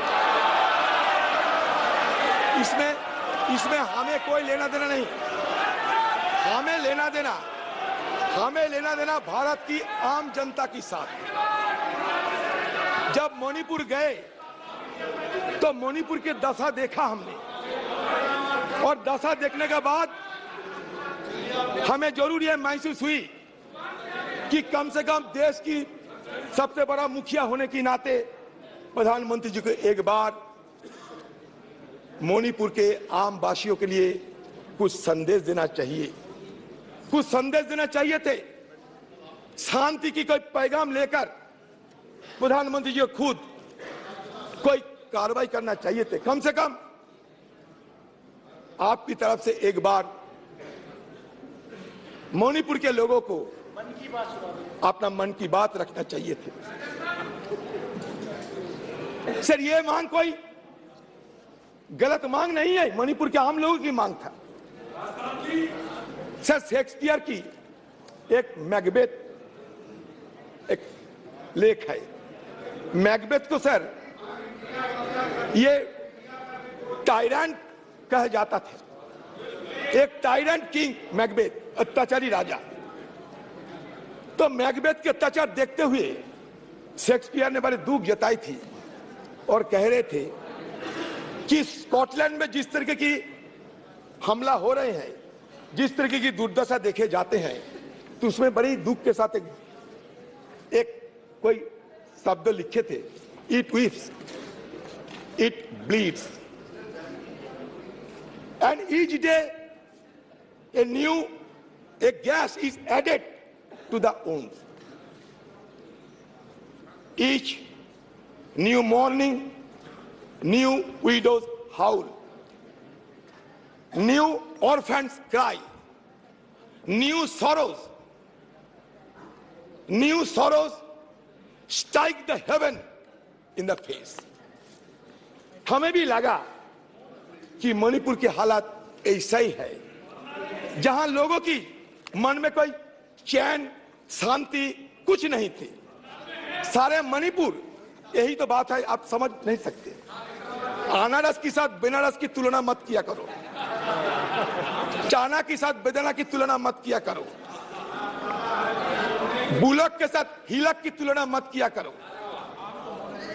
इसलिए नहीं, क्योंकि हमारे प्रधानमंत्री जी जिस दिन मणिपुर के मुद्दे पे बोलना चाहिए था, कहां से छत्तीसगढ़ लाए, कहां से राजस्थान लाए, कीजिए ना। लेकिन मणिपुर की दंगा ये कोई छोटी मोटी बात नहीं है। मणिपुर की दंगा एक जाति दंगा के रूप में, एक सिविल वॉर की तरह सारे देश दुनिया में चर्चा के मुद्दे बन गए। आप जब यूरोप में गए थे, फ्रांस में, जहां आपको पुरस्कार मिला था, खुशी हुई हम लोग, आपको नवाजा गया बहुत बड़ा पुरस्कार में। उस समय भी यूरोपियन पार्लियामेंट में ये मणिपुर की मुद्दा चर्चा में थे। अमेरिका में भी ये मुद्दा चर्चा में थे। तो हमारी तरफ से ये बार बार समझाने की कोशिश किए गए थे कि Manipur issue cannot be confined to any state or any nation. It has already assumed a global dimension. That is why Prime Minister intervention is indispensable, is called for. That was our argument. There is no harm of it. Sir बात यह है कि मणिपुर में क्या देखा? मणिपुर में हमें देखा कि हमारे घर की मां बहनों को वस्त्रहीन हालत में विवश करके उन पे ऊपर हमला हो रहे हैं, बलात्कार की घटना घट रही है। तो मुझे एक बार ये बोलने का इच्छा हो रहे हैं कि जब राजा अंधा रहते हैं, धृतराष्ट्र जब अंधा रहते थे, उस समय द्रौपदी की वस्त्रण हुई थी। आज भी राजा अंधे बैठे हैं, इसलिए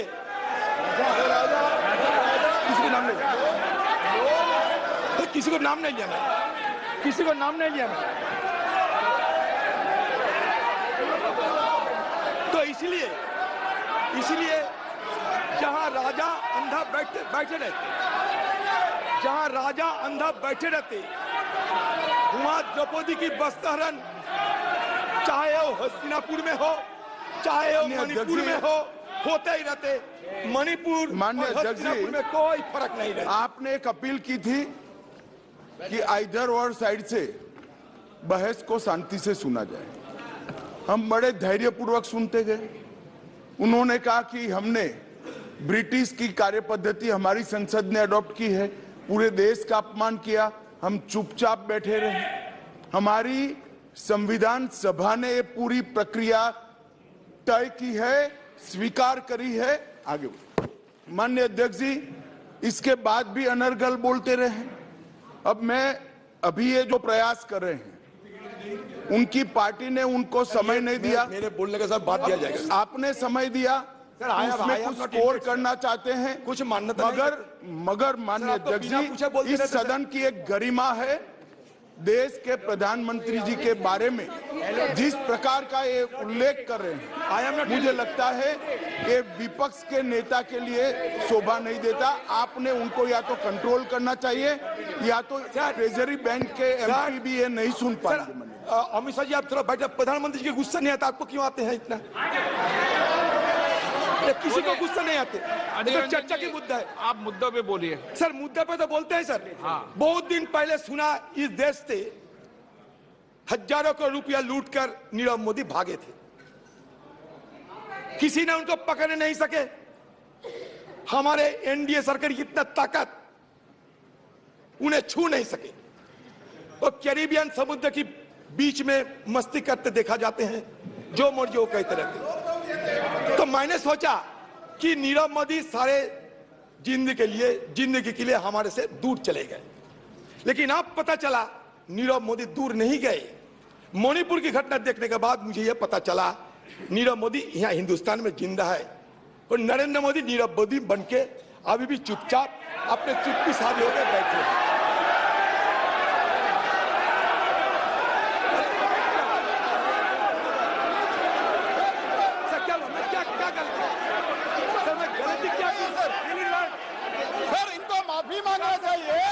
इनका पार्टी इनको समय नहीं दिया, जैसे गृह मंत्री ने बताया, समय हमारे पार्टी से लिया है।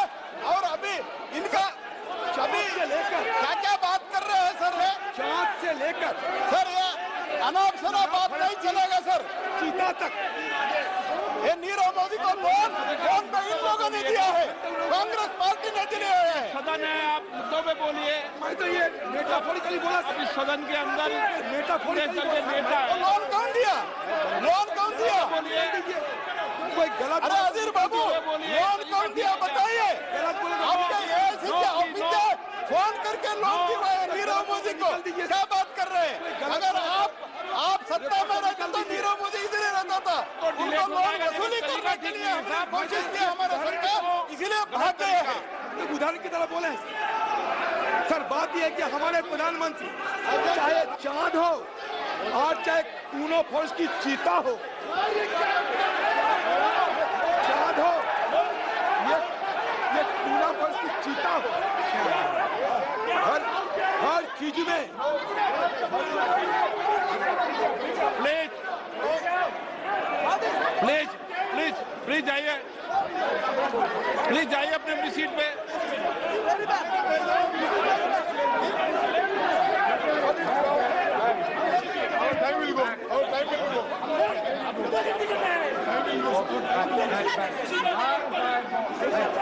प्लीज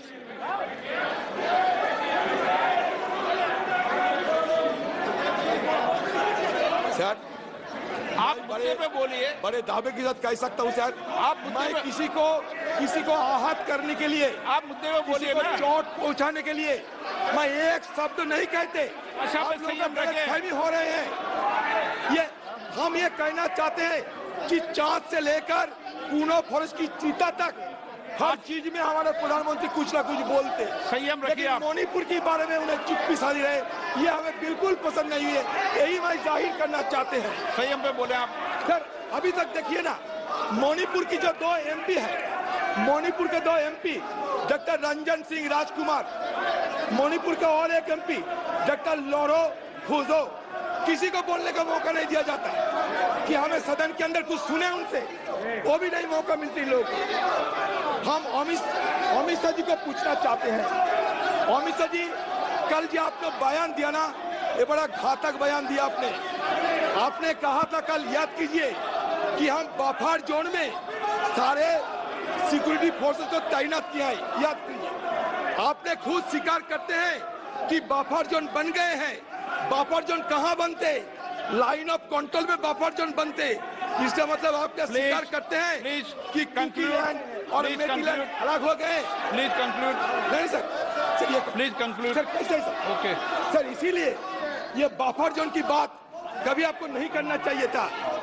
मतलब आज जो sense of delineation, it is going to be translated into a geographical delineation of the 2 warring faction. इसलिए मैं आपको सतर्क करना चाहते, कल आपने बड़ा गलत बयान पेश की है।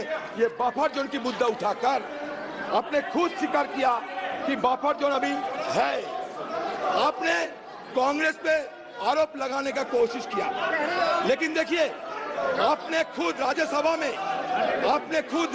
में ये बताया कि 1528 फेक काउंटर हमारी जमाने में हुई थी।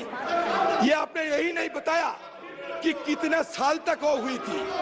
33 साल में हुई थी।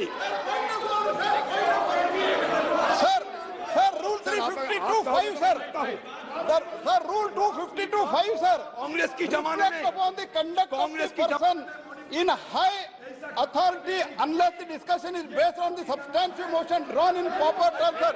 ऐसा कुछ नहीं हुआ है सर। इसको एक्सपंज करना, prime minister is the high authority, इसको एक्सपंज करना चाहिए और माफी मांगना चाहिए सर। ऐसा नहीं चलता है सर।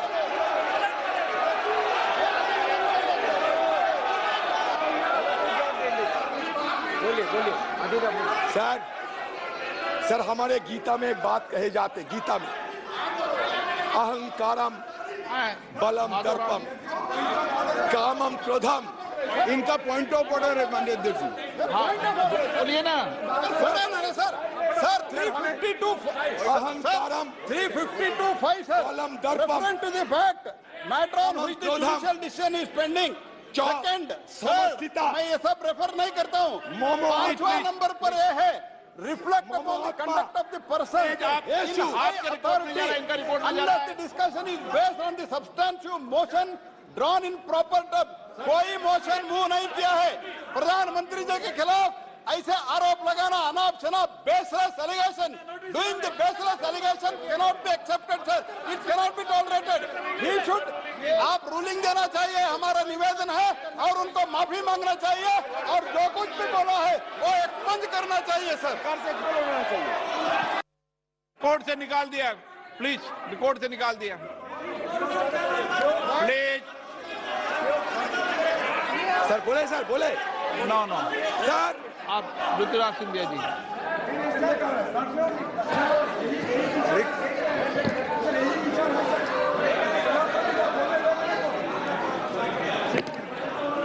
अध्यक्ष अध्यक्ष महोदय,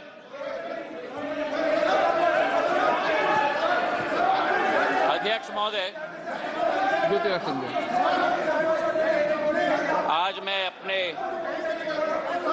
एनडीए के गठबंधन को और प्रधानमंत्री जी को मैं धन्यवाद अर्पित करना चाहता हूं कि इस अविश्वास प्रस्ताव पर बोलने का मुझे मौका दिया।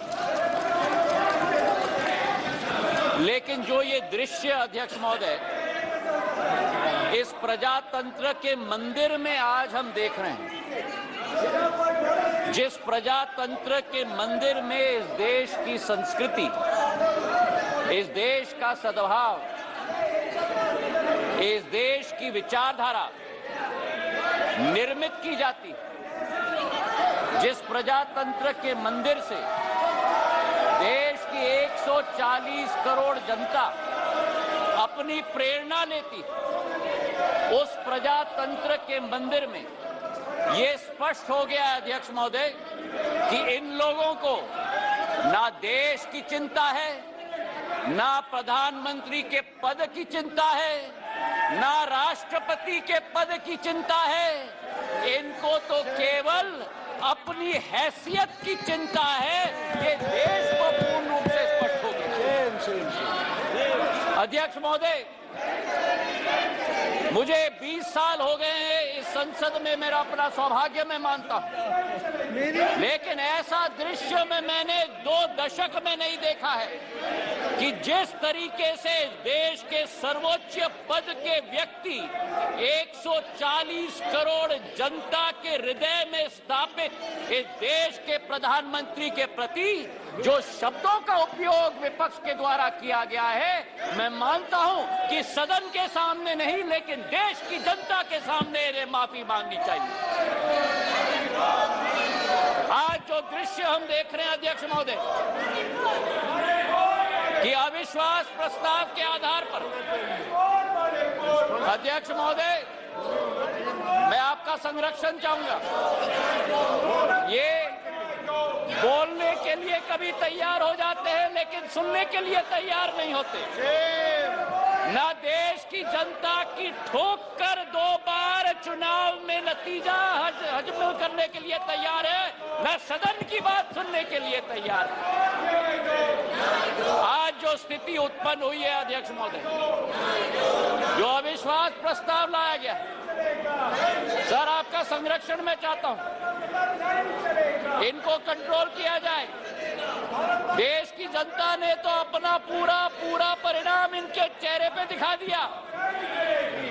जो जनता के सामने नहीं कर पा रहे वो आज सदन में बैठ के कोशिश कर रहे हैं करने के लिए। जो अविश्वास प्रस्ताव इनके द्वारा यहाँ लाया गया, ये अविश्वास प्रस्ताव मणिपुर की बात नहीं है। मिशन मणिपुर के आड़ में ये अपनी राजनीतिक रोटियां सेकने के लिए आज यहां उपस्थित हुए हैं। पिछले 2 दिन से मैं सुन रहा हूं अध्यक्ष महोदय, हम इनको भी बता दें कि अगर ये इनका बर्ताव रहा तो इनकी बात भी इस प्रजातंत्र के मंदिर में हम सुनने नहीं देंगे। पूर्ण रूप से स्पष्ट करना चाहते हैं अध्यक्ष महोदय, जो इस क्षेत्र में और इस सदन में प्रस्तुतिकरण हुई है, ये वो बादल है जो गरजना चाहते हैं लेकिन बरसते नहीं। ये वो बादल है जो चर्चा में रहना चाहते हैं लेकिन चर्चा सुनना नहीं चाहते। अध्यक्ष महोदय, आज अध्यक्ष महोदय ये अविश्वास प्रस्ताव जो लाया गया है, सारे आवश्यक विमर्श एक तरफ रखे गए और इनकी हट एक तरफ। हमारे देश के प्रधानमंत्री ने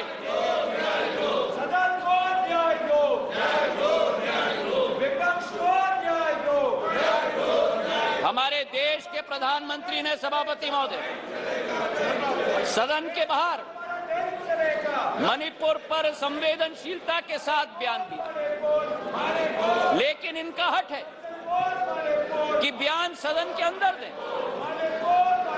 गृह मंत्री जी ने यहां बैठकर दिन प्रतिदिन स्पष्ट किया कि जिस दिन जिस घंटे पे आप चर्चा करना चाहते हैं हम तैयार है करने के लिए, लेकिन 17 दिन इसी तरह ये सदन को इन्होंने चलने नहीं दिया। 17 दिन मजबूर करके स्थगित किया।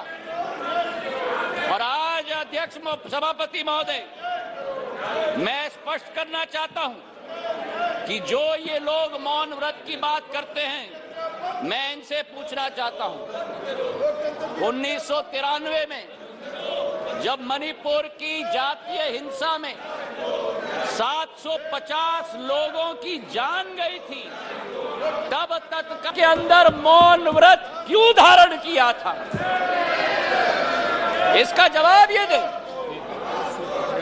और केवल सन 1993 में नहीं, लेकिन 2011 में जब मणिपुर में 123 दिन ब्लॉकेड चला, जातीय हिंसा चली, तब उस समय में भी तत्कालीन प्रधानमंत्री मनमोहन सिंह जी ने सदन के अंदर मौन व्रत क्यों धारण किया था? इसका उत्तर भी ये लोग दें। तो सभापति महोदय, मैं आपसे पूछना चाहता हूं कि ये अगर दोगली राजनीति नहीं है, पॉलिटिक्स नहीं